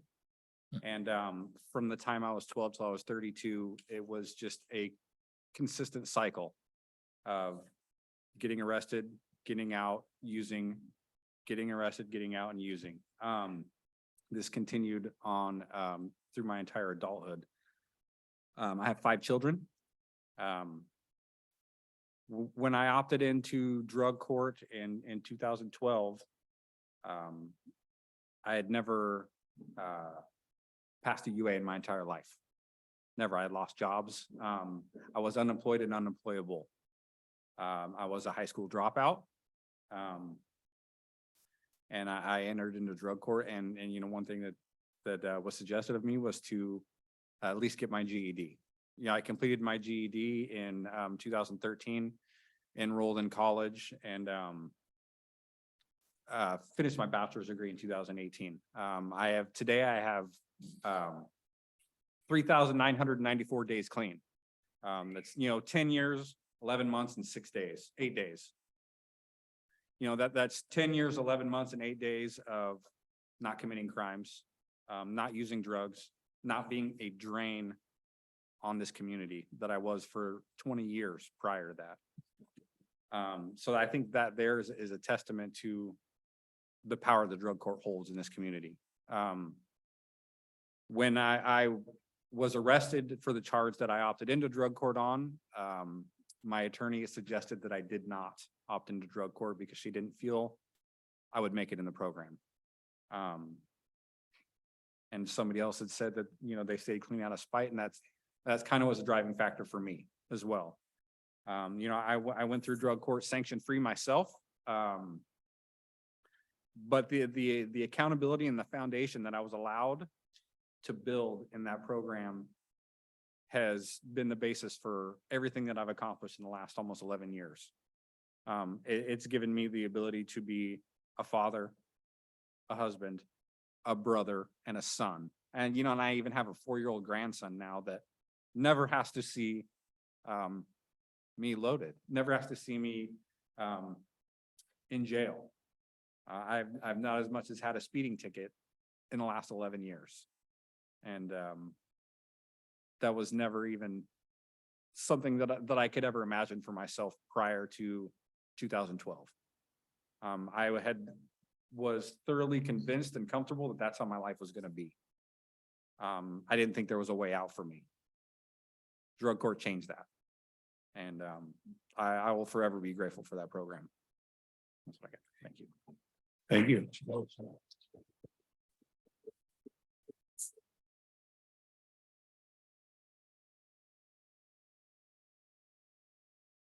My name is Tracy Williams, and I've been clean for 3 years and 5 months since February 9th, 2020. And I just want to hit on the subject that you guys have been talking about for like the youths at risk, basically. And I know as a child, I depended upon my parents to teach me right from wrong, but they didn't have the ability to be there all the time. So I had to learn myself, and I wouldn't listen to anyone else trying to tell me what was good for me. So it's kind of like breaking the cycle. As a parent, we want to give our kids, right from wrong, and so they can turn that into, a good life and so on and so forth. Okay. Nobody believed I could get clean and change my life. Not having anyone positive in my corner made me feel defeated. All it took was a spark by the drug court family to remind me it was possible if I put the effort in. As I worked the program, my support group grew. I learned how to work through things instead of avoid them and cover it up. My kids and I are very close. We wouldn't have had the opportunity since I was going to prison for many years, but instead I got the help I needed. We need to put more effort into rehabilitation, not less. I am so grateful for my life and the opportunities I have because of drug court. I can't explain in words what it means to my family to have me back. Thank you to everyone in drug court.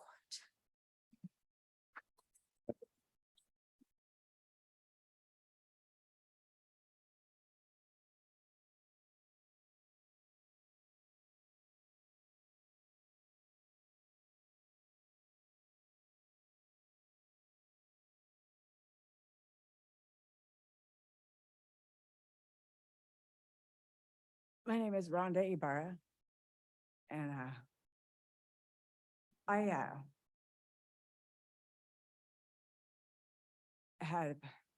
used to be quite popular and in trouble a lot, and I had at least 4 DUIs and lots of driving unsuspended. And if I would have had programs like this, where like the mental health or drug court, I think it would have been more of an advantage, because it's more like a dual treatment and you learn more. With my failure to get the help that I needed, I subjected my kids to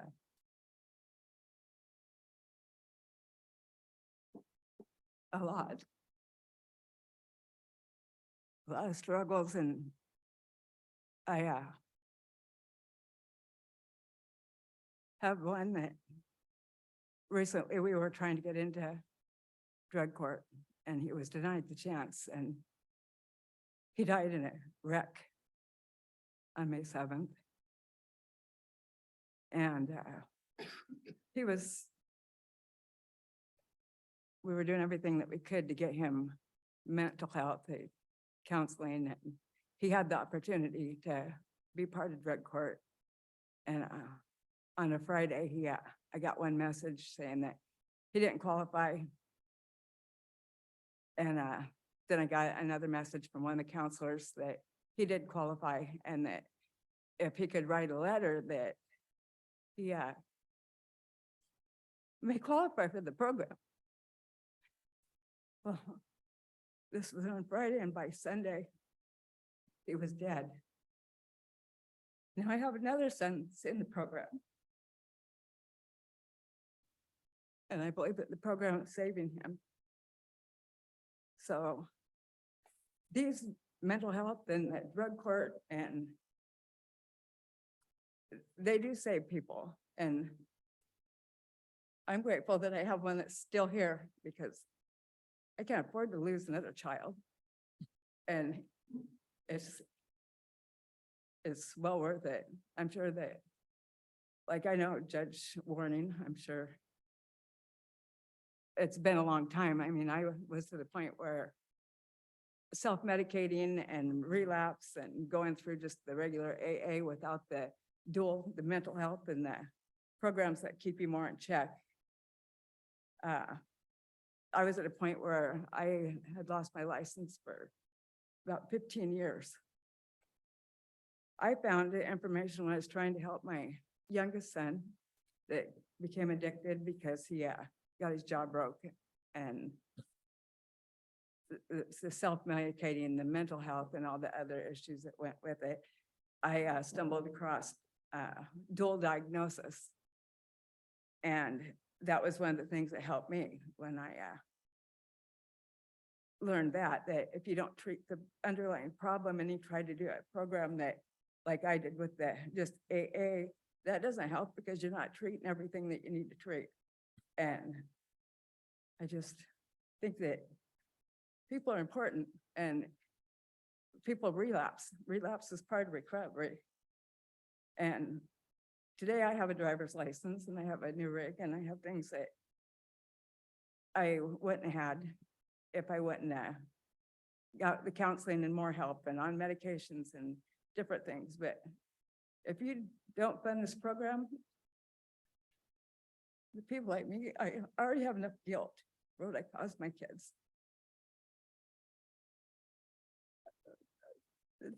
I really want you to think about the effects that this has, because not everybody is bad. We do things that we don't intend to do while we're under the influence. And just give people a chance to show what they are and who they are. I've never heard anybody say that they wanted to be an addict of any kind. And I don't know. I haven't had to talk about this before, and this has just been real recent. I just got back from El Paso, and my son that died in the car wreck, he is a grandpa. So I went down there to welcome her in and be there for him, because he can't no more. I have to close with what I can say, and this is a good program. Thank you. Thank you.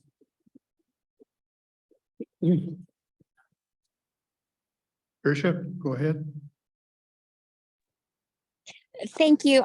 I just wanted, it's eating at me with Bo saying he felt my question was irrelevant, and I feel, Arn, you corrected it amazingly.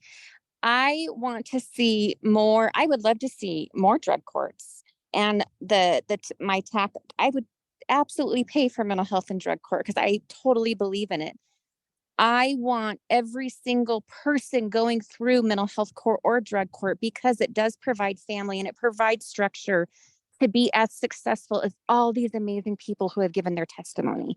That's what I want. And that was my concern about looking at which providers have the success rate because we want everyone to be successful. Thank you. Thank you. Judge?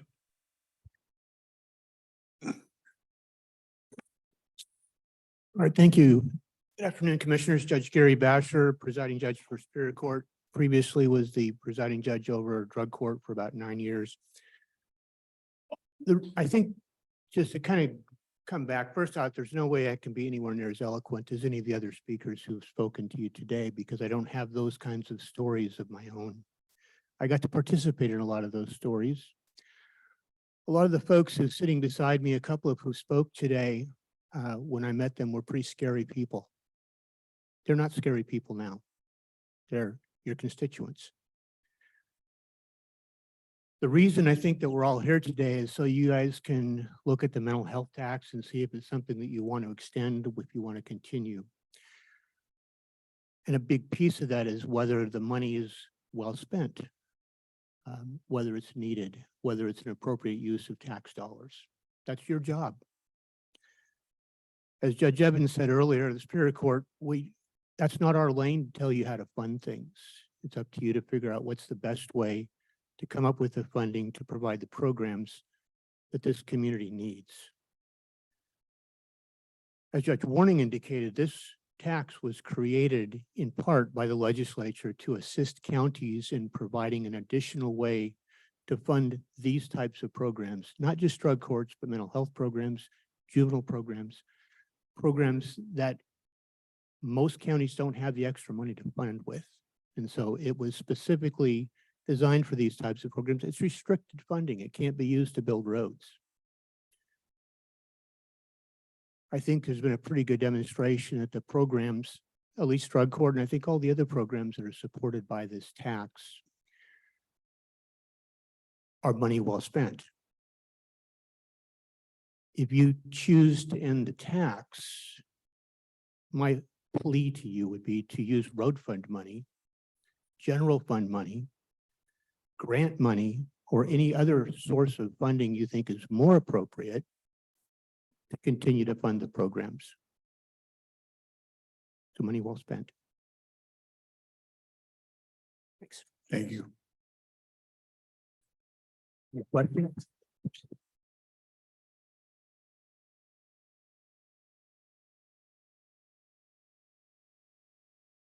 There's a Q&A that I think, Dennis, you probably said that we answered live, but I don't think we have. Did you intend to just have that as a placeholder? I did. I think we answered the first one. That's it's the last one. I would pay 5 times the current tax to help this program continue and expand. If there's a way to contribute to their work outside of the mental health tax, please let us all know. So. You know, as I was thinking about the one suggestion about the need for an alumni association, it occurred to me that that is a mechanism where you can make some contributions and the alumni association can continue to be supportive. So hopefully you might be able to pursue that. Of course, Adam can't put it together. No. It would have to be done by alumni. But if I that- can that's speak a to neat- that. That's a neat option, I think. That is something that's on the table right now that we're working on. We're looking at ways to form a 501c3 for, funding to help clients that county funds can't. There are restrictions on that. So there are things in the works right now that we're working on putting together, just to answer that question. To answer that specific question or the alumni question? The alumni, and that would also lead to ways that people that want to donate to the program, that it can be done. outside Yeah, of I'd the like to think of those as 2 independent questions, right? So- yeah. We should be able to have a program where people can donate Mhm. and say, I want this donation to go here. Yes. that's what we are And, working. and you've got that on your plate now? Yes, and it's in combination with the alumni. It kind of works together. But Okay. yeah, it's something on our plate that we're working on. Candace specifically is, my case manager is kind of trying to pull things together from the community to work on that. Do we have a timetable on that? Uh, I've got a support. The number of those counties alumni here and they also are helping us. Yeah. Good. That a lot. I am a member of a number of alumni associations. And those are kind of membership only. You got to pay a fee to belong. My understanding is you're all in it for life, right? Once an alumni, they're alumni. How active anyone wants to be is up to them. But, and our goal with that alumni group is to support activities for current clients, support peer support for people that need help navigating the system now that they're working on their recovery. So those are the kinds of things we'd be looking at. Thank you. Okay. Yes, sir.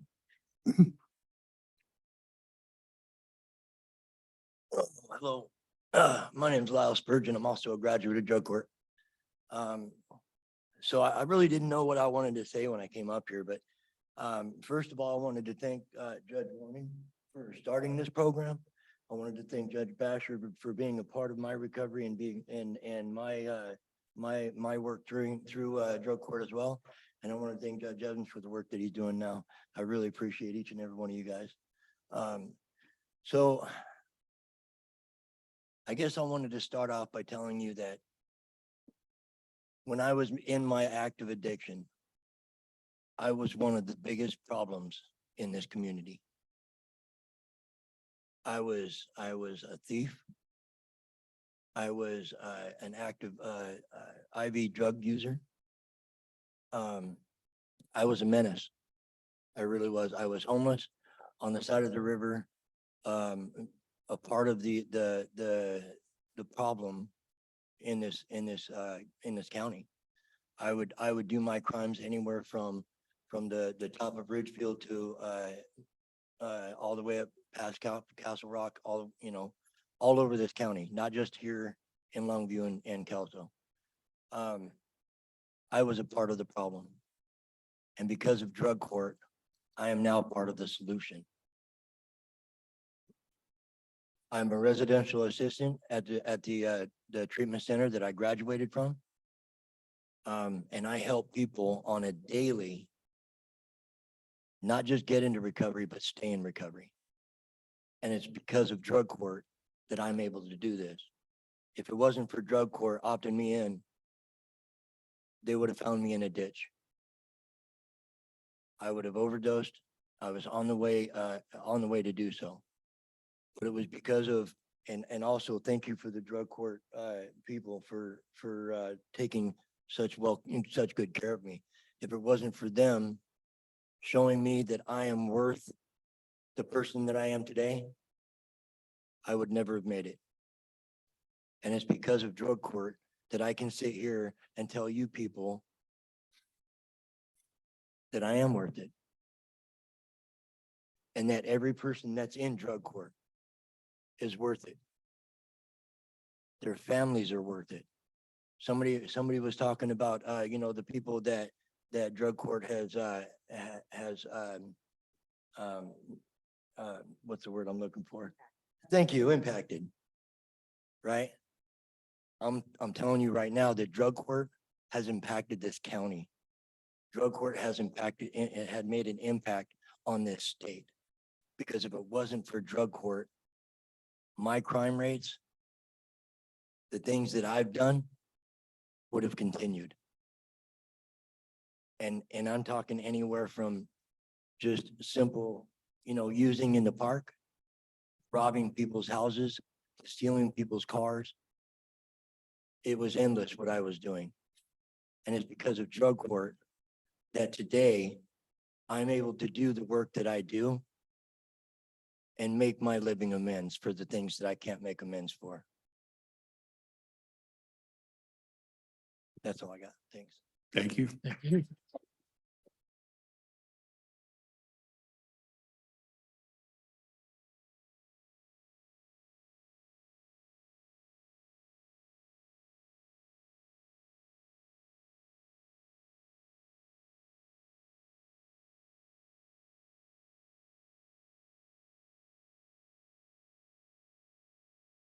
Hello, council members. My name's Shad Bonzer. This program, I'm not going to go into great detail about all the stuff I've done in my past. I've stood before these three judges several times. Judge Warring the most. He knows my backstory. It's not a pretty one by any means. I was a menace to society. And I've been through prison 3 times. I've been through all of DOC's rehabilitation programs, and they didn't work. I've been through 15 different behavior modification programs, 3 different inpatients. None of them worked because they didn't treat me like a person. I was just another number, just like in DOC. You're a 6-digit figure and you're just a paycheck. Drug court's totally different from that. Drug court treats people like people. They look at you and they want to get into your life and they want to help your life, not just pass you through another program and put you back on the streets and see you next time. Drug court saves lives. You've heard it time and time again in here. It's been repeated, but it does save lives. And it does impact our youth because we were the youth. A lot of us were the youth, and now we're before you guys. And our youth, fixing us is a great deal to help our youth because we can guide our youth. As new prominent members of society, we can go in and guide our youth and show them a different way to live. Show them that they don't have to live the way that we did. And by fixing our youth, we're fixing the future youth. Drug court impacts lives way beyond any of us right now, right here today. Because of drug court, I've been able to get letters after my name instead of numbers. I work for Core Health as a street outreach peer support counselor. I go out to the streets and I see what's out there. And I help drug court because I can help those people that are looking for help. You know, drug court brings them in. And I've worked with Candace and Adam and Angie hand in hand in bringing the people that come into drug court, being a peer mentor, like Lyle. Lyle's a peer mentor to many people in drug court. And without people like us that have gone through drug court, you won't reach the other ones. Okay, because we are the ones that were out there. We do understand what addiction is. We do know how hard it is. I came from a rough family, worked my way all up to having a 6-figure-a-year job, and then back down to the streets because addiction knows no boundaries. It has no limitations on anything. It can get anybody at any time. It doesn't care who you are. With drug court, they show you that there's another way. They pick you up. They lead you because AA, NA, CA, all those anonymous programs, they work if you want to work it. They work if you go in there and you know what you're looking for. Coming off the streets as being addicts and being in trouble and running our lives the way we ran them into the ground, we don't know what we want. We don't know what we're looking for. Drug court guides us. Drug court picks people up and guides them through the process of getting into recovery, of getting into wanting a different life. You know, I started my program as 885084 and I ended it as Shad Bonzer.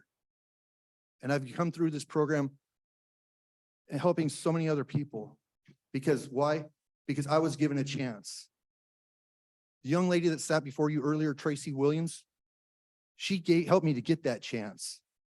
And you know why she helped me to get that chance? Because somebody gave her that chance. She was in drug court. She offered it to help me to get into drug court. She went and talked to Candace. Candace gave me that chance. And now I've worked my way into giving other people chances because I lead other people into it. People that don't know that they want a different life. They don't know anything different. What we do is we come out and we show people that there's a better quality of life that can be lived through working a program. Drug court is a program. Mental health is a program. And it does help people to show them a different path to follow. Because without drug court and without mental health court, they're lost. They don't know the path. It's not lit up for them. This program lights up the pathway to a better way of life. And because of my being able to go through drug court, my privilege of being able to attend drug court, now I reach out and touch other lives. So drug court, it's like Deborah was saying, it touches way more than just the individuals that are going into drug court. Because once we get our heads straight, we can help other people to get their heads straight. And then we just touch thousands of lives. I also work with Oxford House. I'm privileged to be able to be a member of the chapter of Oxford House. So I understand the numbers and trying to help people, and believe it, we work together to try and make it so that we can find numbers to put into places to help people. But drug courts, their numbers are small compared to what they need. They want to reach out and they want to expand this, and they need to reach out to more people, to expand it, to touch more lives, to where hopefully we can put a huge dent in the problem that we have in society today. These therapeutic courts are the way to do it. Prison-based treatment doesn't work because it's just a way to learn to do something different, the same thing in a different way. It's just criminal school. Drug court puts you into a community where you're learning how to grow with your community and become a prominent member of that community while you're in that community, not while you're behind bars in an isolated institution where they tell you what to do, when to do it, and how to do it. You're actually living the change. You're becoming the change you want to see in the world. I would have never have ever pictured myself having one of these cards. This is a visitor card to get into and out of the jail. I've been in and out of the jail through the back doors many times, but it's because of this program that I'm able to go in and reach out to people that are incarcerated in county jail and help them to get started with their program. And it's all because of this program. Thank you. Thank you.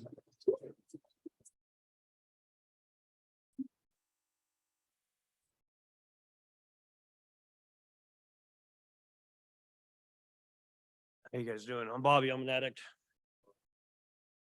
Candace is my other mother, I call her. I'm not gonna get into the whole testimony thing, but I got out of prison in 2020. I've been to jail 24 times since being released. And I couldn't get it figured out until, I was on DOC, and I was pretty much rebellious against DOC. It was pretty much a game. I couldn't stop using. And it wasn't until I got on drug court. I think I've been to jail since I've been on drug court 3, maybe 4 times. The last time I went to jail, I went in sober and I came out sober.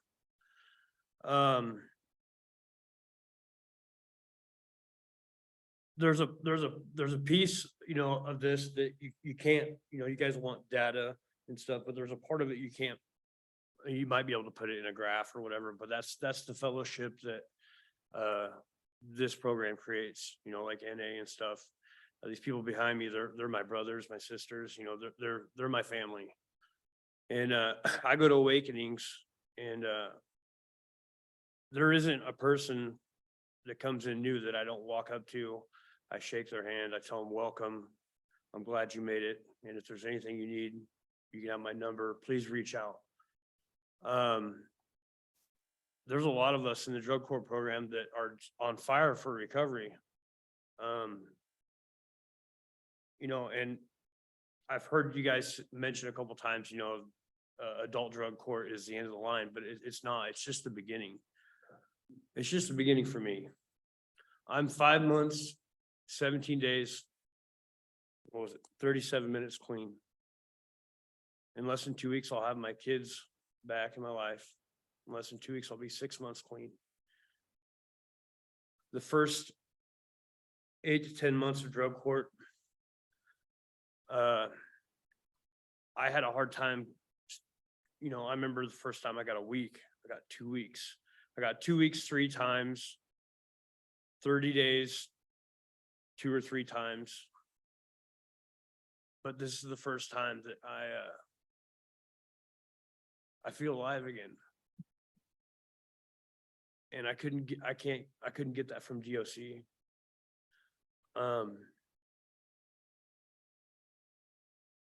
I think defunding drug court is absolutely lucrative, honestly. And like these other people have said,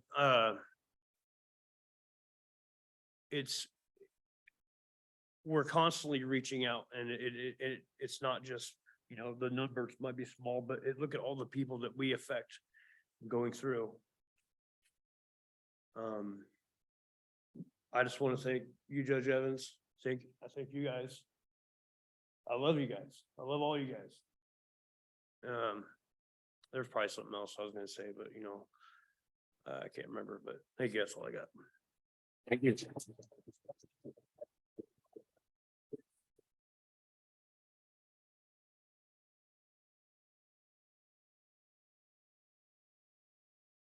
I'm Bo Nelson. February 1st, 2016 is when I got clean. See, it was 2 years, I believe, I was in before I graduated. I don't remember the exact date when I graduated, sorry. The counseling and the support that we got from drug court to help change our lives when we're ready to actually change our lives made so much difference in my life and my family's life that it's almost unfathomable.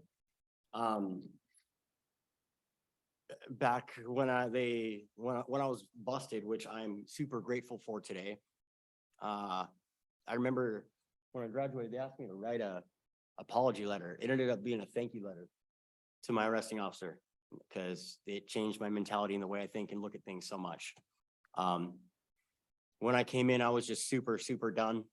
I was over all the drama, over all the crap, and over existing, not living. That part, anyways, I just wanted to live. I wanted to actually be a productive, decent part of society and a human being that was worth saying hi to. But it completely changed my life and I'm very grateful for it. I have a very large family of 120 people that came to the reunion this year. There should have been about 300, but we had about 120. And I'm the reason that we had the family reunion. And I've been helping bring my family together, putting camp stations up there, trying to bring all that back together. I've heard all the people talk about being a part of their family and doing that. And that's what came to mind in my head was I helped put in power stations, and we have huge family reunions every year now because I started them up there. You know, so like there's so much else in other people in our lives that we affect. All the people, once we try to be good humans and actually do it and see that it's rewarding and feels good, and you know, it changes a lot. Thank you guys. I wouldn't be the person I am today without drug court and all the support from everyone. Thank you. Thank you.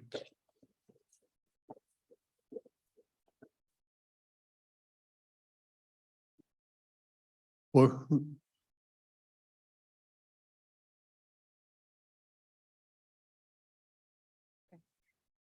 Hi, my name is Tabitha. This is Chris. We're from Lewis County. We also have Troy with us. I was a graduate 7 years ago as of August 1st.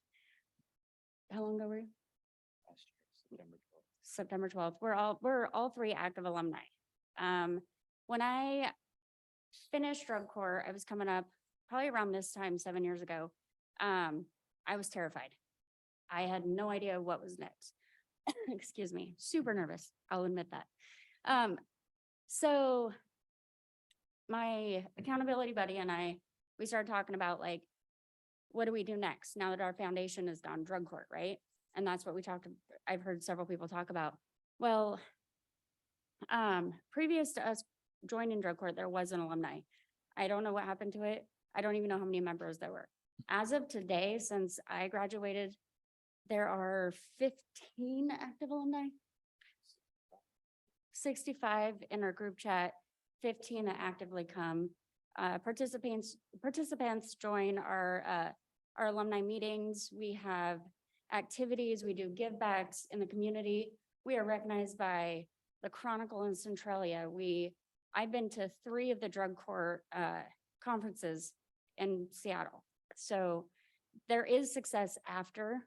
And I have been talking with Candace and Mindy, and I'm willing to help get that alumni here started up so that we can continue that progress and have the funding for drug court here.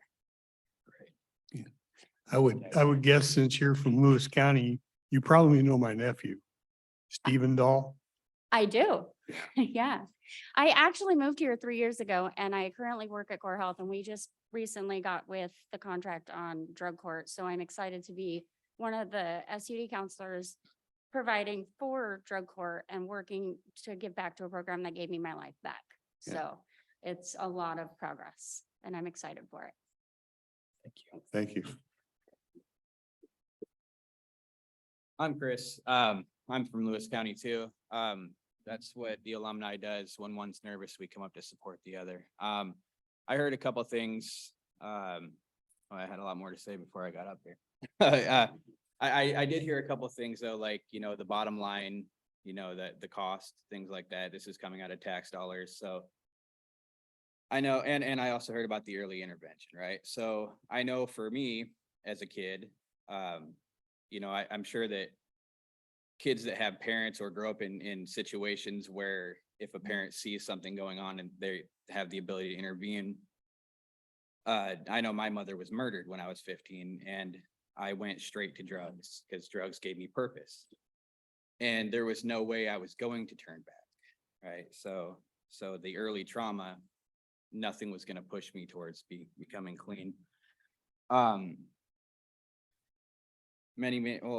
Regardless, I don't know, it's, sorry.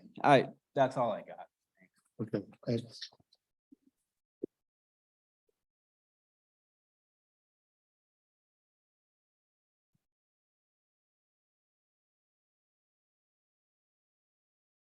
Good afternoon, Commissioners. My name is Clark Hislop. For the record, I lived in Kelso for 28 years. Now I reside in Castle Rock. Generally, I lean very conservative on spending dollars. But I will say that I've been in the program of recovery for many years, and some of us need a nudge from the judge when you're in active addiction. And I think drug court, I've never been in drug court, but I've sponsored few of the members that have gone through drug court and helped them be part of society and learn how to do things different. I had all kinds of things going through my mind before I walked up here. I apologize. But I will say that drug court is the nudge from the judge. And if you don't, what's the word? If an alcoholic or an addict has more reasons to drink or use, they will continue to drink or use.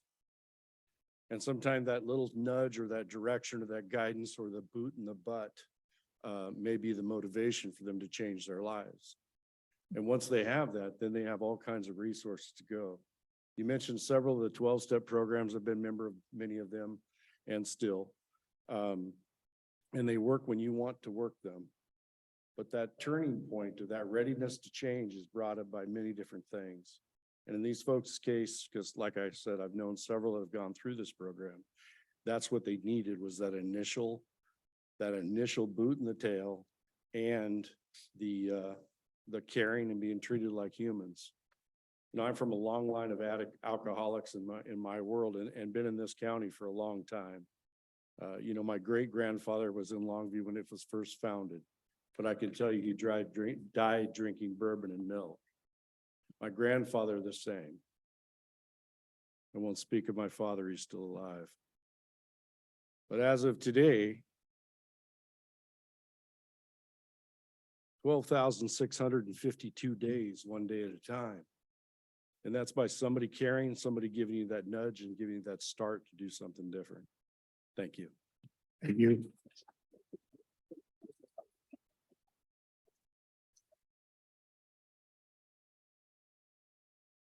I want to thank everybody for coming.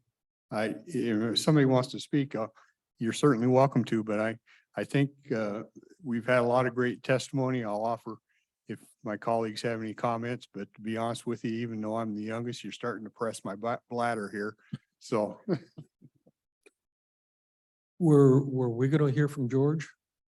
George, But did I forget about you, George? I don't know what I was thinking. you were thinking bladder. Do you want to Yeah. take a 5-minute break? We might take a 5-minute break. Is that okay with you guys? Okay. We'll recess this for 5 minutes, okay? Okay, we're gonna come back from recess and Mr. Moya. Good afternoon, commissioners, members of the public. George Moya, Juvenile Court Administrator. I'm here to let you know how our Youth Services Center uses the behavioral tax funding. We currently have 2 positions in the books, essentially 2 FTEs. One FTE, which is the Mental Health Care Coordinator, has been vacant since April of 2021. And why is that the case? Because COVID hit, our numbers dwindled down. And once that person left the position, we felt it was necessary not to fill it, not knowing what the numbers were going to look like in terms of caseloads, in terms of children and family we were serving in our community. There was a lot of unknowns. So in order for us to be a little bit more responsible in terms of the position, we chose not to do that. The current position that we do have, the 1 FTE that the funding is being used for, is to fund our mental health clinician. And I can let you know that having done so, we have been one of 2 courts in the states that went that route for their own juvenile court to have their own clinician, which was a major thing for us. As you've heard today, there's talks about intervention. Well, for this position specifically, that is what we're trying to do as well, to do the early intervention, to do the early connections to our community, and to start building the skill sets that are necessary in order for them to go into a successful path, whatever that may be for that individual. So for us, it's really, we're funding 1 position. And that position is Mr. John London. I can let you know he's here today. Part of his credentials are that he has a master's in psychology. He has a graduate certificate in addiction studies. He has 25 years of experience. And I would venture to say a lot of those years have been in this community, and he can answer that. So the 25 years experience, part of his trainings have been child mental health specialist, mental health professional, trauma-focused certified mental health trainer for juvenile justice specifically. So we use Mr. London for a variety of ways. So we stretch him in every direction. I like to just focus right now on 4 major directions that we focus him on. One, our detention department. So he does risk assessments with youth that come into our in custody. He checks in with them for their well-being, and he also provides continuity of care. So meaning, George, excuse me. What do you mean by assessment? What does that mean? An assessment could be they're coming in and we do an actual assessment. Is it the Macy, John? We use the Macy tool. That's a validated tool that we use in order to extrapolate information, in which Mr. London uses that information to try to understand what the issues may be for this individual at this point in time. And the youth may come in for a second time, and we will do that risk assessment again, because we want to see if there's been changes in life. So that's the reason why we do the risk assessments as they come in. So I'm assuming that includes an inventory of ACEs that have been experienced, or is that necessarily part of it? It's just a conversation which you try to decide the challenges that are involved. Yeah, it just helps to identify what trauma they may have on board, how much alcohol and drugs play a factor in their life, any abuse that they've gone through. how they view school, how they view the rules of society. And then with that assessment, what does the institution do with that? Gives us an idea of what services they need to get going with. If they're just coming in for the first time on a charge and they're going to get PR'd back to home, send them home with materials to, have their parents assist them with getting into mental health counseling, getting into SUD treatment. Just really looking at where can we hit the ground running instead of waiting for the next, behavior to come out and maybe get arrested again.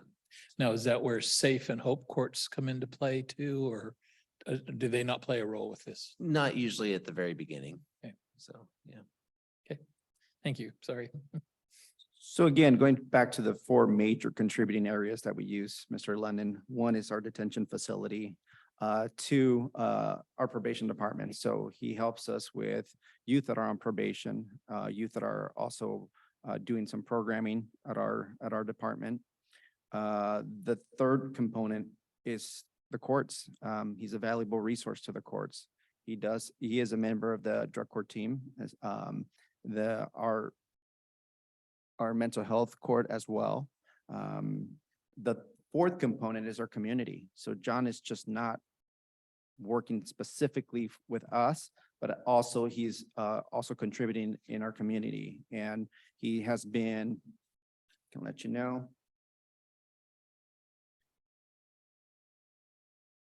So what I mean by that is that sometimes we get youth that come into services that want services, but we can't provide services because they're not part of our juvenile justice system. They haven't committed a crime. So we just took the stance that we're going to help everybody who comes through our doors. And this is where John comes in. Sometimes it may be a quick consultation. It may be a connection to another resource in the community, or it could just be educating that parent in terms of what it is that may help that parent with a specific mental health issue that they may have.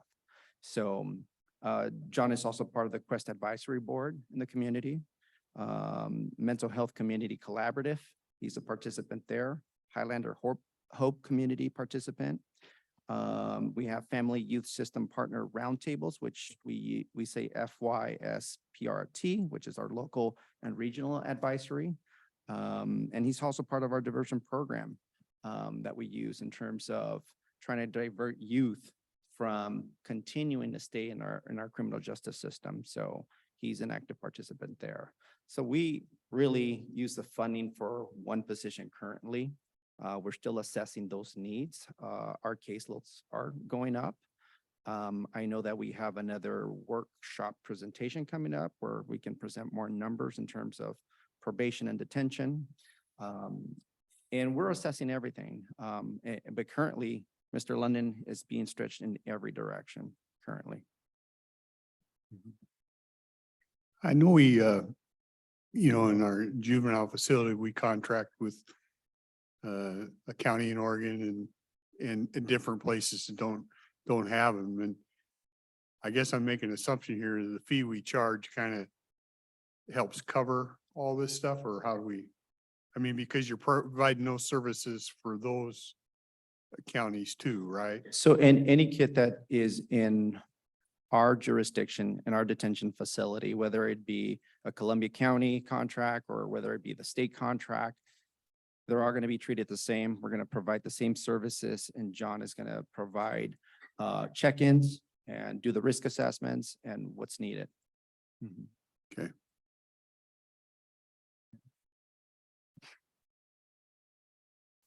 Comments, questions? No? Fine. Pretty straightforward. The question that runs through my mind is, before we had this funding, how did you assess kids? How was that done? Obviously. It was difficult, and I can tell you that the county and other commissioners before you had identified that there was a growing need of mental health and SUD and things of that nature, and the risk associated with that.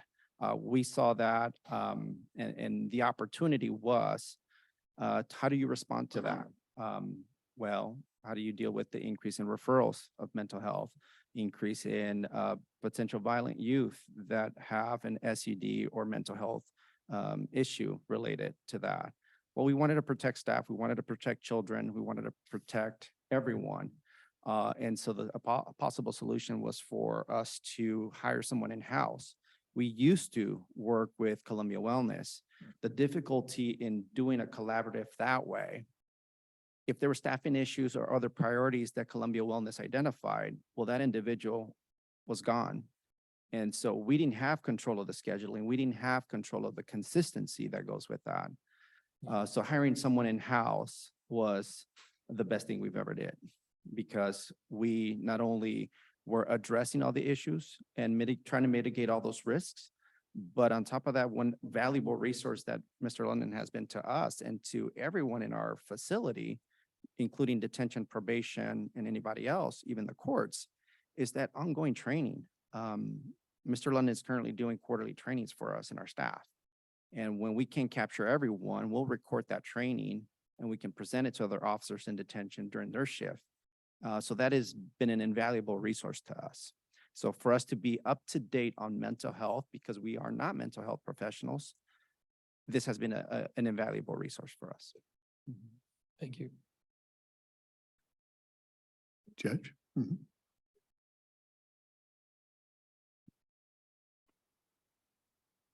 not currently the presiding at a juvenile. I do a docket out there on Thursdays, but one of the things I kind of wanted to speak to on this,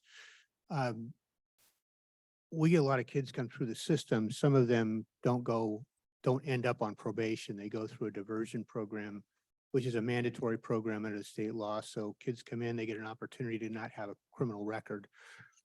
In order to deal with those kids, like every other strata of people in the county, or probably the whole country, we have seen increases in mental health issues, which have come out of, some of it's come out of what appears to be out of the COVID lockdown.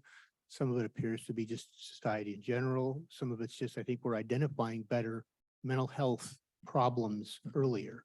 And I think, to speak to Commissioner Mortensen's concern about intervening early, about school kids' age, we're taking these kids before they develop this criminal history, the criminal records, becoming kind of the career criminal that end up in our drug courts. If we can intervene early with the services that John helps us identify, we have a better chance of not having those kids back into our system, back into the adult criminal system. So it's that early intervention that you're looking for, and trying to do that in the best way we can. Like George said, our probation officers, they're not mental health professionals. That's a specialized field. I'm certainly not a mental health professional.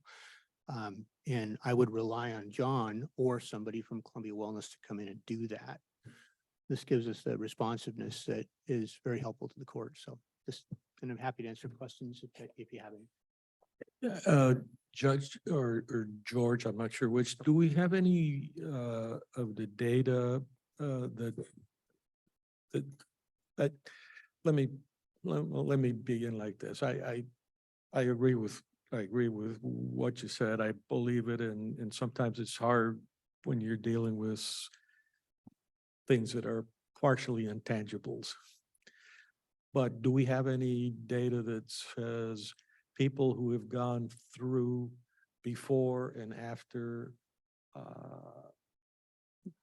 we've reduced the problem, the after problem? I'm gonna look to you, George. And it's difficult to answer because prior to Mr. London, we relied heavily on Columbia Wellness, and we didn't have data from Columbia Wellness, or if they were sharing data or not. And that was certainly before my position. So I'm not sure. I'd have to look back to see what the records look like. I can tell you that we know the value of data. And so since Mr. London's been here, we have been collecting data through our database. So part of the funding for behavioral health is also to fund a database that we're able to use in terms of putting in the data so that we can, again, take that data out and start making some decisions based on that. I'd really be interested in seeing the packaging somehow of the data. I think there's a general consensus that the mores have changed out in the street. What was not permissible 20 years ago seems sort of common now, and you cannot fight that trend. But if you are successful, even in a little bit, that helps a lot. Certainly. I'm not sure exactly which, again, I'm not a statistician. I'm not, that's not my field. But I think there's data we could track. And if we want to identify what data you'd like to see or what data we think would be helpful in evaluating the actual impact, it'll be a little. Yeah, like messy. I've wandered a lot in my life, and I come here to Cowlitz County and I find so many people have been here their entire life, beginning through the juvenile court and maybe the superior court. And so you've got some numbers available to you. I think it's always helpful to I see. think it's a good question, and I think it's something we can certainly take a look at and see what we can come up with what we have. I know with long-term tracking, it's gonna be difficult on youth because a lot of youth leave the county. So then there's no way to track them. They graduate high school, go off to Yeah, college, go to the military. I didn't say it was easy. Yeah. But it's And easier here yeah, I than would love to elsewhere. see where a kid's at it, a youth has gone at 19 and 20, but there's just no way to track that, because you do lose the trail after a while.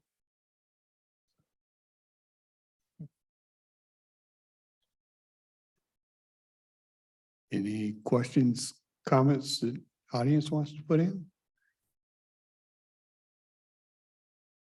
Okay. Why, we don't have anybody else yet. I'm not premature again. Thank you for the time.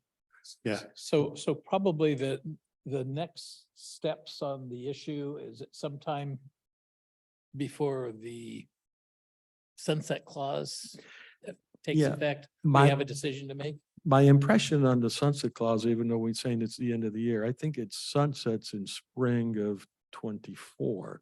But there's about a 3-month period ahead of time when we have to arm it up or to disarm it. Well, That puts us at the end of this. and of course, September and October's budget. Then, we have to make those budget decisions Right. too. Yeah. So we'll be coming back and we'll have at least as part of our budgeting process, we'll have. Yeah, there'll be further discussions, but I think this is the last group that we've had in, and I always tell people, I appreciate that they come in and do this. For me, it's been a real education, and it's not always easy, right? You're gonna get asked tough questions and you have tough answers but that's how you grow and how you learn things and how you do it. So I appreciate everybody taking the time. It was wonderful to see a full room today. I love all the testimony and people caring enough to be involved, to be part of the process is what we look for. Yeah, I particularly enjoyed that, certainly began with Judge Evans, separating out the problem of the funding versus the program. First, you have to decide the program. Then if it's important, it's up to us to find the funding. Right. And of course, everything is in competition in the sense of prioritizing. So we are looking and asked HHS to provide us a sense of priority on some of the stuff they're involved with in terms of the mental health tax or the behavioral health tax. Yeah. It's not always an easy process.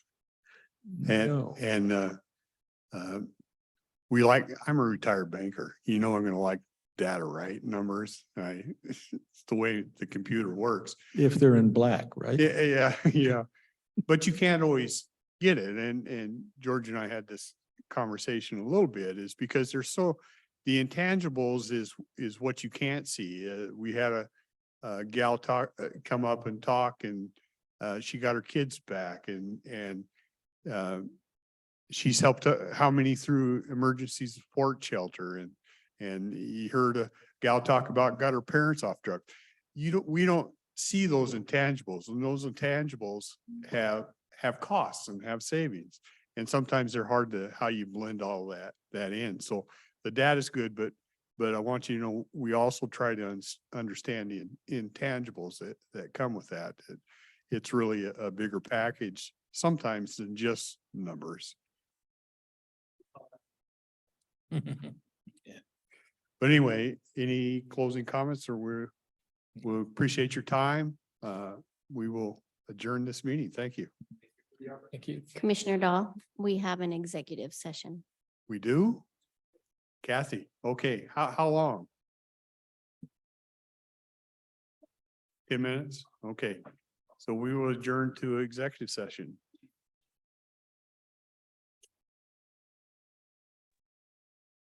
The board is extending the executive session for a period of 5 minutes until 4:35 p.m.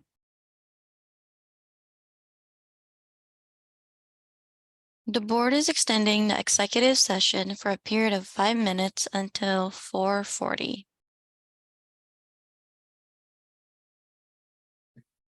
We're back from an executive session for contract negotiations. No decisions were made. Any last comments for this meeting? No comments? Okay, we will adjourn. Thank you.